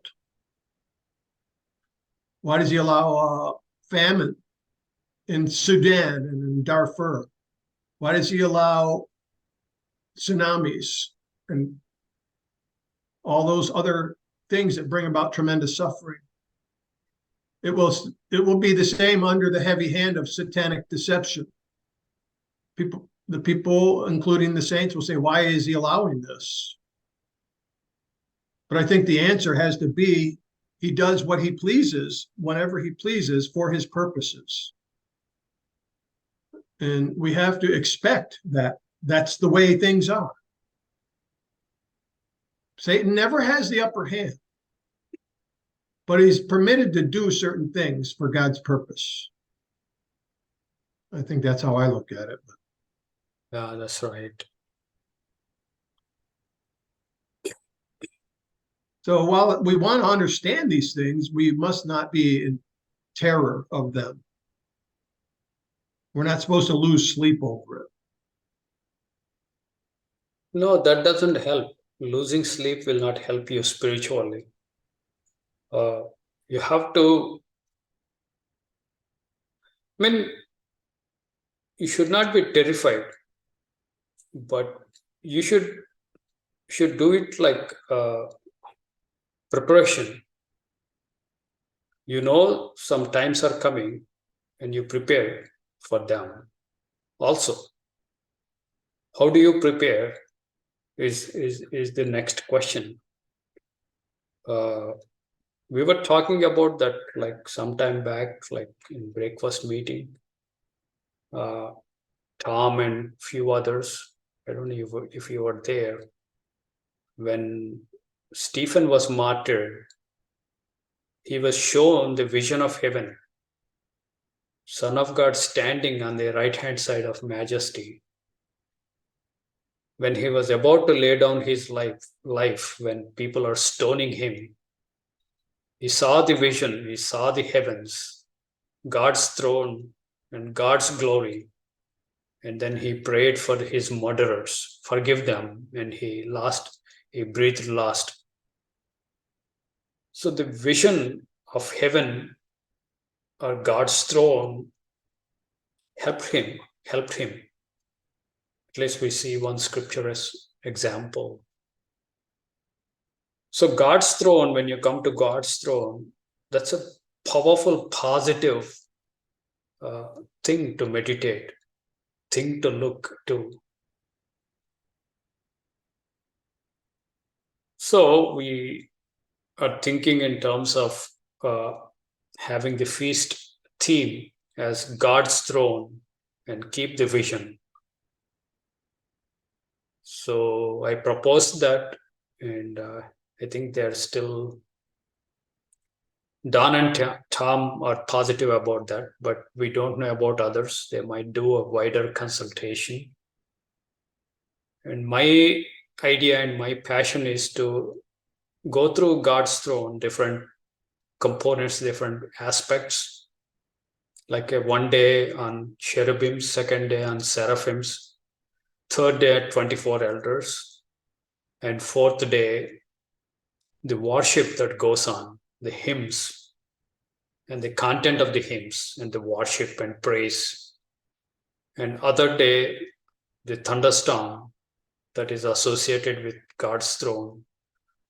And if we have one more day, I will go through the rainbow, the bow that is placed.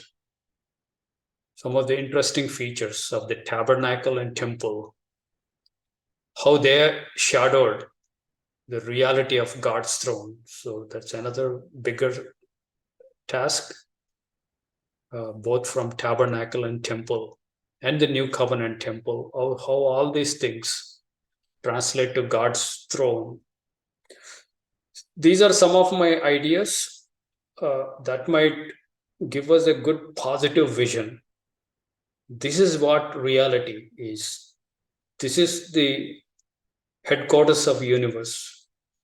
This is Supreme Court of universe. This is the capital of universe. So if we keep these things burnt into our hearts and minds, perhaps that would help us to face through these difficult times. I think that's the idea. Yes, Tom. Yeah, thanks for bringing that up, Tagore. It's very important. If you are a president of an organization, of a business, that is the one thing that is the key duty of the president, and that is to preach the vision of where he wants this company to grow in, where he wants it to go, how it's going to be a profitable organization so the employees can have work and they will enjoy their work and be a part of success. And this is the same thing that we're doing with the theme this year, or I should say in 2024 for the Feast of Tabernacles, is to be able to paint that vision so people can understand that there is, that the light at the end of the tunnel is not a gorilla holding a flashlight. You want it to be a real valuable vision and a real light. And it's something that has to be imprinted in our minds, because it's not a pleasant time at the end. And we don't know how soon it's going to be. And I'm not sure I want to go through that. But on the same token, I want to go through that with the vision of what it's going to be like in the future in the kingdom as a spiritual being. That's all I have. Thank you, Tom. I'm fully with you. Just wanted to share that with Alan and others who were not there. I think Sandra was also not there in breakfast meeting. So these are some of our thoughts, and Rita was also not there. So what do you guys think about God's throne? Is that a good theme for the feast? Do you have a vote in favor of it or against it? Or yes, Rita. I can't wait for it. I think it's going to be wonderful. I know where I want to keep the feast, God willing, anyway. So thank you for that. It's something to look forward to. You're welcome. Thank you for giving positive note for this. Yes, thank you, Sandra. Because I was skeptical, because cherubims, seraphims, all these things are strange, and some people are afraid of them. So they might think this is not important. We are not attracted to them. That's why I'm a little bit hesitant. Well, it's extremely important to familiarize ourselves with the spiritual concepts of throne, because Christ says to one of the churches in the 7 churches, I will grant you to sit on my throne with me, even as I have sat on my Father's throne. So it's an appointment to sit on his throne with him. And if he said it, that's what's going to happen. Certainly, that's a promise that he's making. What does that actually mean? I don't know what that means. But thrones in the physical realm are the place of royalty and of extreme power and privilege. It's a place of responsibility.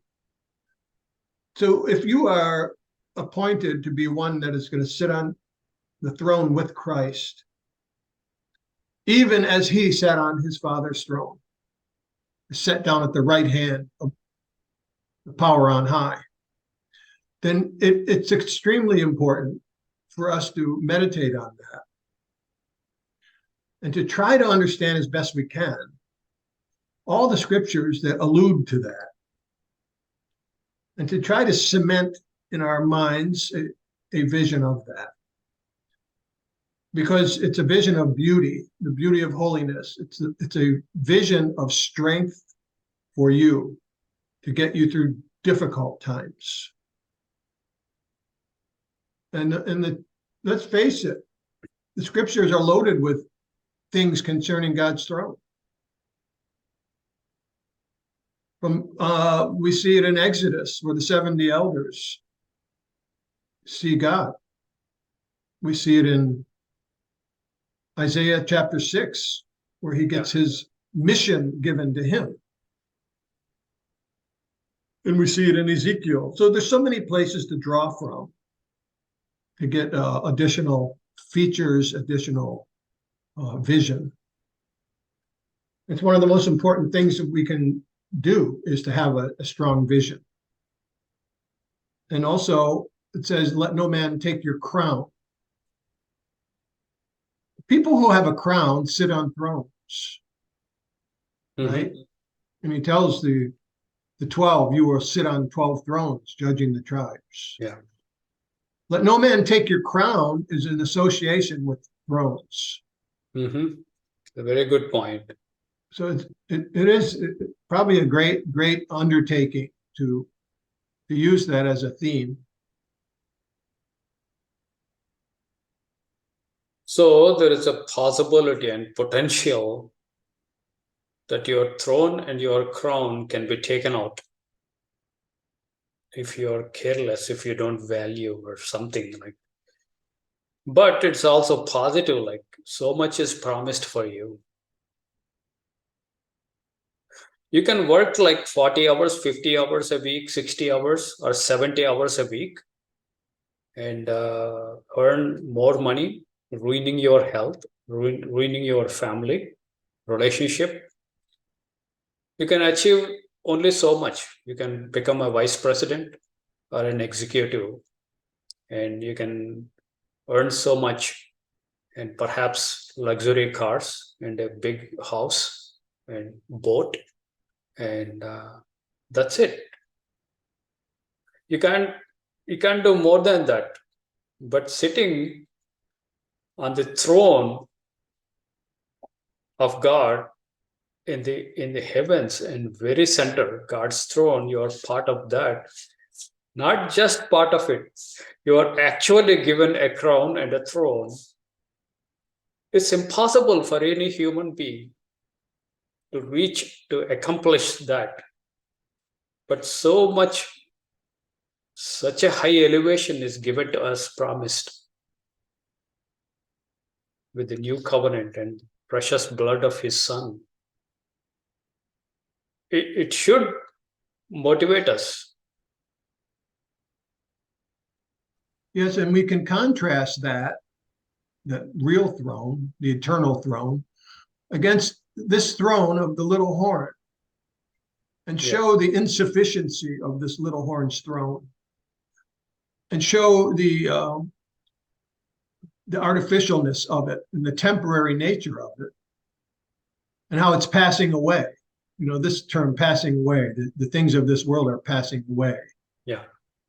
For we do not look to the things that are temporal, but to the things that are eternal, it says. So it's an eternal throne as compared to the throne of Babylon, the throne of Egypt. Any other throne is a lie. You know, that's one way you could say it. That throne is a lie. Yeah. Because it's trying to persuade you that it brings you ultimate satisfaction, when that's a lie. So there are thrones that are lies, and there are thrones that are true.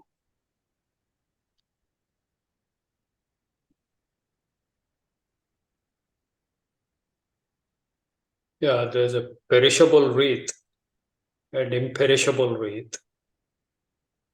So this little horn tricks us to seek which is perishable and temporal and of no value compared to what God is offering. So we have to ask this question. These individuals involved with the little horn and this man of sin in Second Thessalonians, what do they think the end game is? How can you think that you're not going to die and it's all over with for you? What are they thinking that they are motivated to do this? Temporal glory? Is that what the little horn wants? The little horn could be a system and not an individual. But even then, a system that is pressing into those demonic things, what do they think the end game is on this? Yeah, the temporary things appear to be more real and more glorious than the eternal things. Actually, you are blurred to eternal things. You're made to be partially blind or fully blind to the spiritual and eternal things. So you have this physical reality is the only reality. So you are starved of the glorious eternal spiritual reality of the heavenly things and throne of God. So that is all obscure and covered up. That's one of the deceptions. So that this is presented. Yes, you make more money. You make more houses, more cars, and you get that promotion. You become that big guy. So this physical flesh reality is promoted and pampered so much, while you're being blinded or obscured to the spiritual, eternal things. So our job has to reverse that, as you are saying. Whenever we describe little horn, we should be saying it is convincing people that physical things are much more glorious than the eternal things.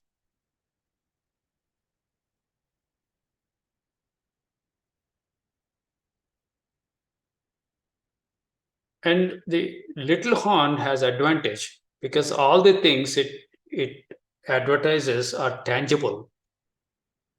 You can look, feel, and touch through your five senses, and you can tell others and show others. The eternal things and spiritual things are not tangible. So that's the difficulty. And everything boils down to faith. You have to believe word of God for what it says. That's another hard thing for people to hang on to what God says. Don't worry about your physical life. I'm going to resurrect you into my glorious heavenly throne, where you would be part of my kingdom, my glory, my thrones. So you have to believe in faith. Hold on to that faith. That's the biggest challenge. While your Christian friends are fully pursuing the world, for them, the physical reality is the only reality. For you, physical reality is deprioritized reality. You know you live in this reality. You need certain things, food, clothes, shelter, and basic things for decent living. But this is not an end in itself. You're chasing and pursuing the spiritual reality, things of God. So that kind of spiritual state of mind, that burning desire for God, that somehow has to be inculcated among us, ourselves, and help others, other Christians, to come to this point, I think. Good night, D. Hanson. I don't know who you are, but good night. Thanks for coming in.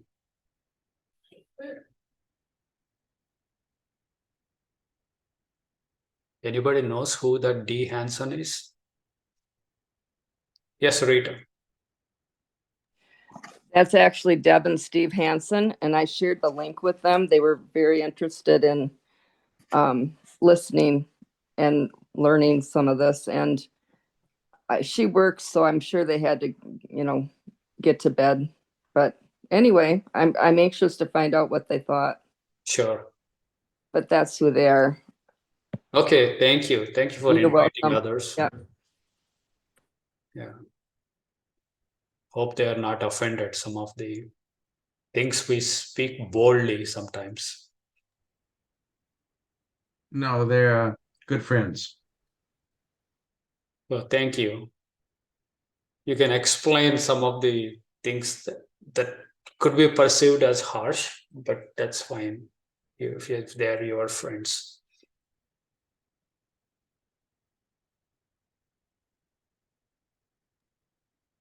Hey, Tagore, I'd like to take a look at Daniel 11:35. Okay, let me share.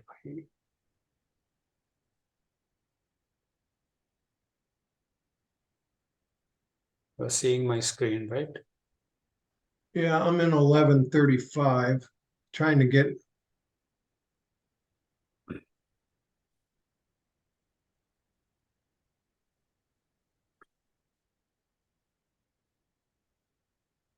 Well, if you go all the way back to 33,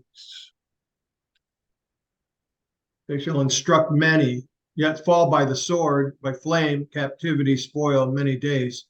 So it's talking about a lot of martyrdom going on.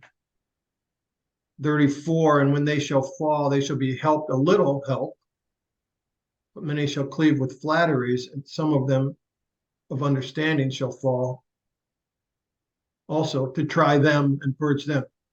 So here it uses the word white, to purge and to make them white, even to the time of the end. This whiteness that it's talking about, or you could even say clean or righteous, the righteous deeds of the saints, or you could say clean in his sight. If we go over to Revelation 7, they've washed their robes and made them white. Remember that verse? Yeah. I'm trying to understand if maybe these verses kind of fit together. This has to do with Revelation 7:9. We can go there.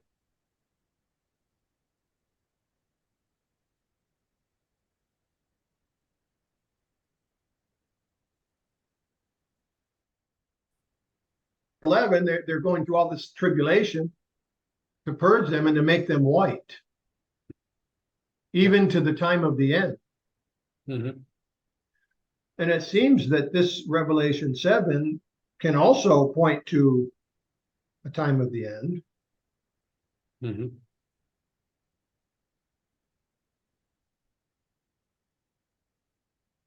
Resurrected Christ has his head and hair white as snow and white as wool. It's also kind of going in the direction of becoming more like Christ, bearing his image, spiritual image. Yeah, brightness. Also, brightness is another part of being white. Yeah. Sometimes white is so bright you can't hardly look at it, like when the snow is on the ground. Yeah. So in verse 9, it's talking about all the peoples of tribes and tongues, clothed in white robes, Mm-hmm. and they're singing, crying with a loud voice. But then you jump down to 13, and I asked one of the elders saying, "Who are these?" And I said to him, "You know. These are the ones who came out of great tribulation and washed their robes and made them white in the blood of the Lamb." So I'm wondering if where it says in chapter 11, they being made white through being tested and through the terrible things that the little horn does. Is a similar thing here in chapter 7, that they wash their robes in Yeah, the blood of it's- the Lamb. It's chapter 11. Same thing happening, right? Yeah, 35 shall fall and to try them and to purge and make them white. It's very parallel, almost a parallel verse to the Yeah. great tribulation. all right. I just want to run that by you. I thought it was a good connection. Yeah, very good connection. Thank you. I think it is talking about somewhat great tribulation and the little horn and the end time scenario just before second coming, because Christ has to come and destroy this guy.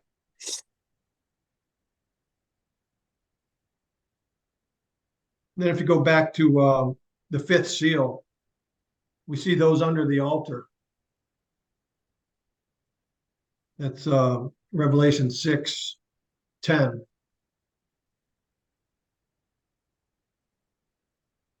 You know, if you go all the way back to verse 9, it talks about the 5th seal and all the souls of those who were slain for the word of God and for the testimony which they held. So if they had a testimony, it means they did not keep their mouth shut. Mm-hmm. And they cried with a loud voice, saying, how long, or how much longer is what that means. How much longer, O Lord, holy and true, are you going to refrain from judging our blood on them that dwell on the earth who killed us? And white robes were given to each one of them. Yeah, this is interesting. The white is coming, somehow connecting itself to the tribulation and martyrdom. Yeah, yeah. So they're to rest a little while until their brethren, that they should be killed even as they were killed, until the fulfillment. Anyway, there's another connection there to Daniel 11. That's a very good connections, Alan, you're making. But here, if you see verse 34, now when they shall fall, they shall be holpen with little help, but many shall cleave to them with flatteries. The word flatteries is almost synonymous for deception, smoothness, slipperiness. This is what Christ was warning us in Olivet prophecy. Take heed that no man deceives you.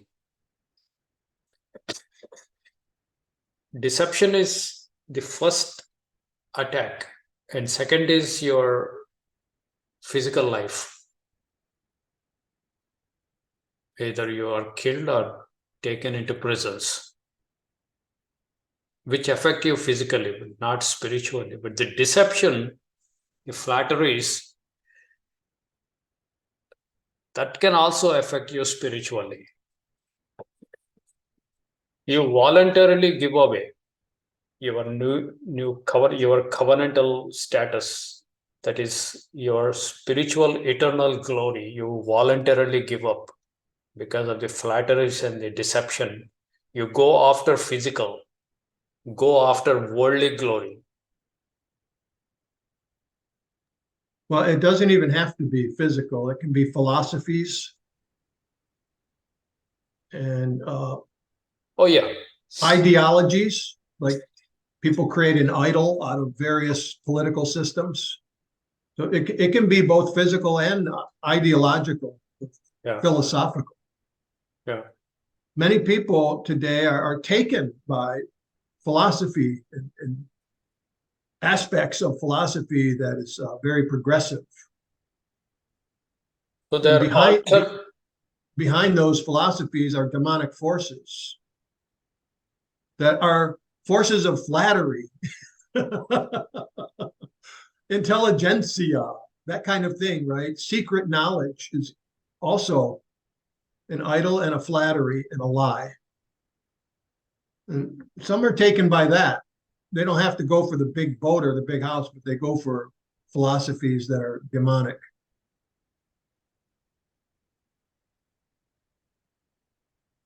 They are alternate gospels kind of thing. The true gospel gives you some satisfaction, but the false gospels give you almost like flatteries. They also give you some satisfaction, but they are dead ends.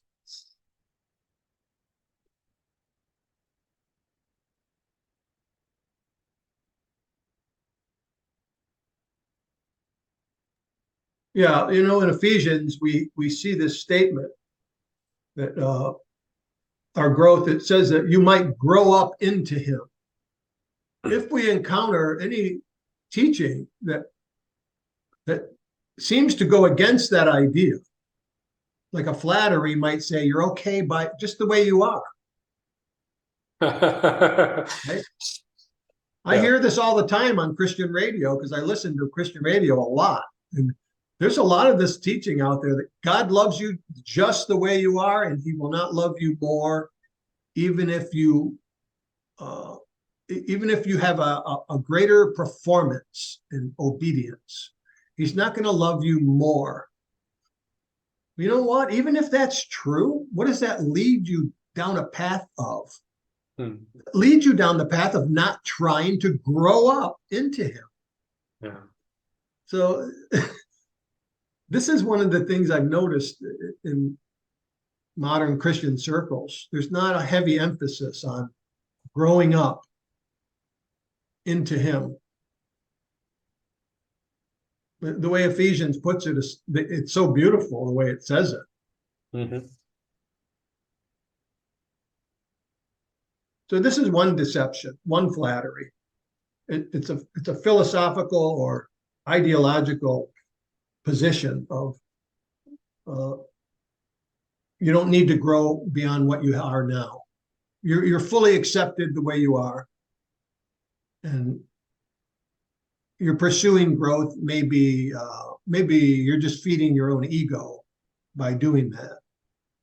But they kind of go against the idea of the need to continue to be perfected, the need to be purged, the need to be refined as gold is refined 7 times. So anytime I hear an idea or some kind of postulate that you're okay right where you're at, don't worry about it, it immediately sets off an alarm bell. So we have to have joy at the same time, knowing we have to continue to grow up. If you can't have both of those things side by side at the same time, then that's a problem. We have to recognize our need, our spiritual need in him, and rejoice at the same time. And it's not easy to do that. It's not easy to find that balance. He also gives us peace, which the And world peace. does That's not right. have. So we are at peace, we are full of joy, we are at the trials. We should be working hard also to grow and mature. I think maturity is something we should be pursuing.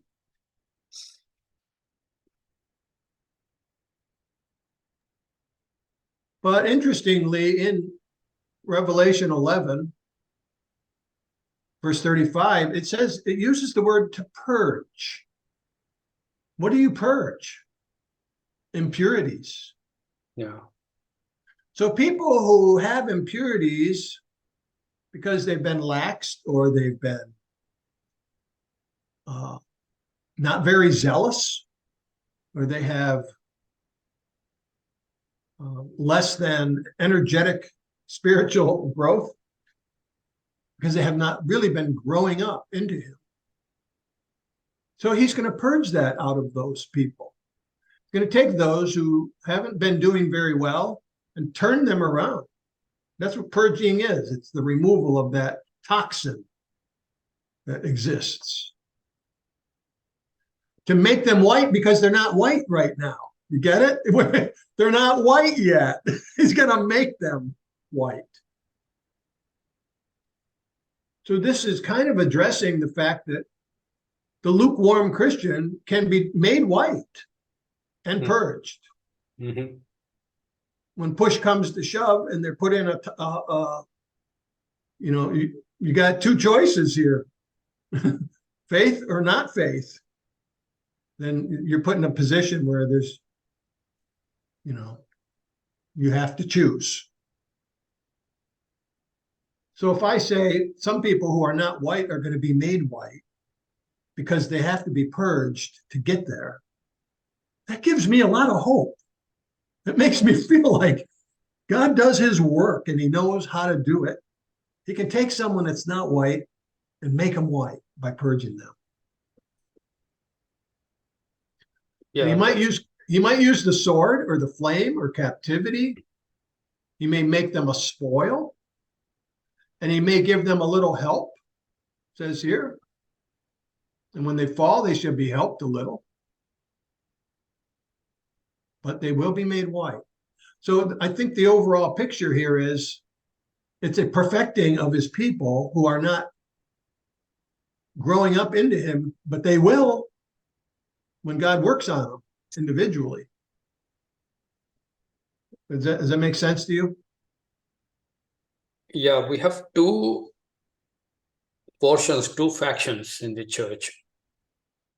Those who did not forsake the covenant, they get purified. They become white. And people who are in this other part who have forsaken, they're going away. I don't see any purification, getting white or anything for that faction. They're cleaving to the flatteries, but many will cleave them with flatteries. They fall for this guy because he's very popular, he's charismatic.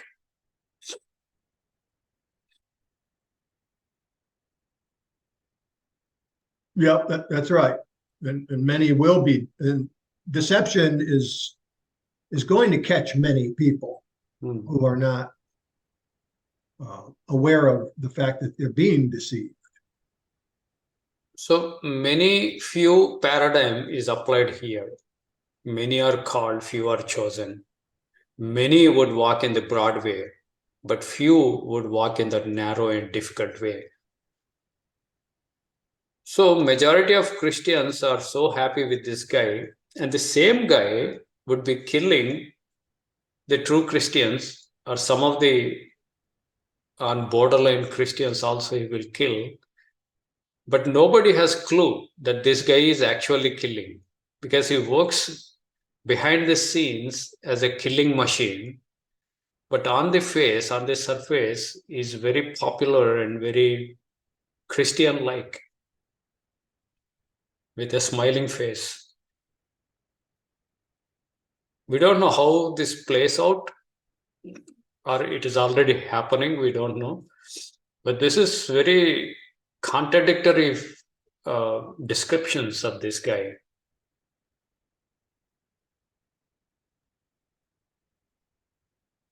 He also makes war against saints, overcomes them and kills them. On the other hand, is very popular. People fall for him with his flatteries. By deceit and by treachery, he kills people. The victims are not aware of his schemes. You are given a lot more description than what most people think. If you keep all these instructions in your mind and do an honest examination of every killing machine that is apparent on surface, I think we will have some idea who is behind the scenes doing this. I know many people are saying BLM, but think about that. It's just a recent phenomenon. Could somebody be behind that? If you find somebody behind that, after some more research, you may find somebody behind those somebody behind. So you have like second and third layers you would see. And finally, all these things converge into one entity. Bible calls that little horn.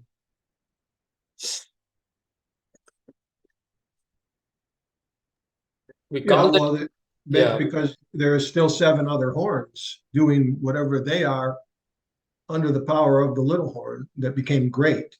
Because it Yeah. says the little horn waxes great. Yeah. It's the little horn doesn't stay little. It waxes great. No, I don't know if that means magnitude of size or power or what, but it doesn't stay little apparently. But It- the other 7, what are they doing? They still exist. They're still intact. They're still attached to the beast. They're attached to the beast, but they're not in any way comparable to this little horn. No, but they're subordinate to them. They somehow are terrorized by this and hope they can survive. But they must be under his control. I mean, Oh yeah. they have to be subordinate to that power. Mm-hmm.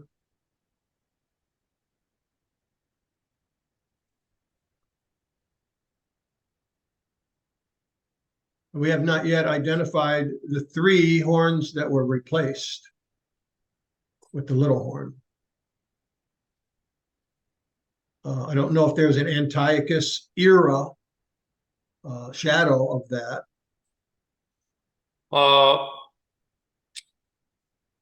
We don't see that in shadow because shadow comes from Grecian Empire.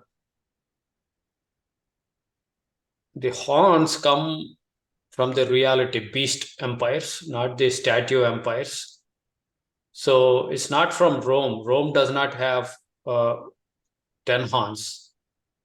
But the dreadful and terrible beast has 10 horns. So the modern superpower, the sole surviving superpower when the second coming happens. So that has 10 horns. You don't find that in Rome or in Antiochus Epiphanes. People tried to come up with 10 horns, but they couldn't reconcile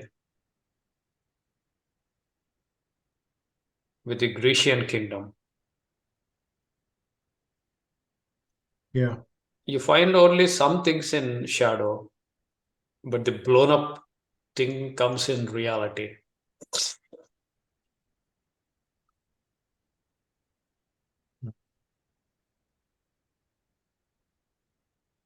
At the end, I will give, James Lloyd, we talked about him. Yeah.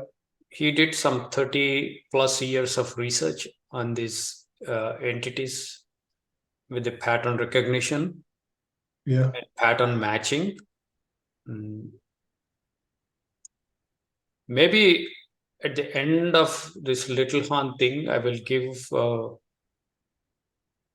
his candidates what he thinks about the modern 4 beasts and the little horn and the 10 horns and the 3 knocked down. He doesn't approach by the things that he sees in the sense, oh, this guy is very evil, he's killing bunch of guys, he should be the little horn. He won't go like that. His approach is pattern recognition and pattern matching, very similar to what we are doing, but I haven't seen him doing extensive combing of raw scriptures as we are doing now.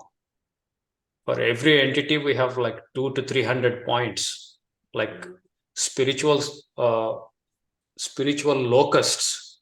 We have some 350 features. Like Little Horn, we are coming up, already we have 71 plus today's presentation. So pretty soon we will be 100 plus features. So he wouldn't go to that granularity, but he would do good justice. Like he identified many patterns, maybe 30, 40 patterns. For Little Horn, about 15 to 20 patterns or features for the fourth beast, third beast, second and first beast. And it took all the AD nations after the Christ, all the AD nations till now, and he took each of them and did some good comprehensive history of each nation. He tried to match, and he discovered through the pattern matching. So I can give you what he thinks at the end of our studies on Little Horn, what he thinks. You may agree or you may disagree. That's somebody's candidates. It's not my candidates. If you want. If you don't want candidates, I will leave it to you. You can arrive at your own candidates. I don't want to prejudice you in one way or other.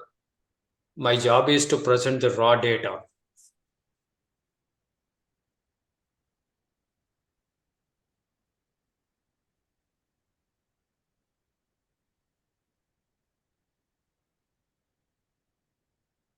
And see if he makes any sense. Because we have done more work than him in terms of this documenting every small detail. So we'll see.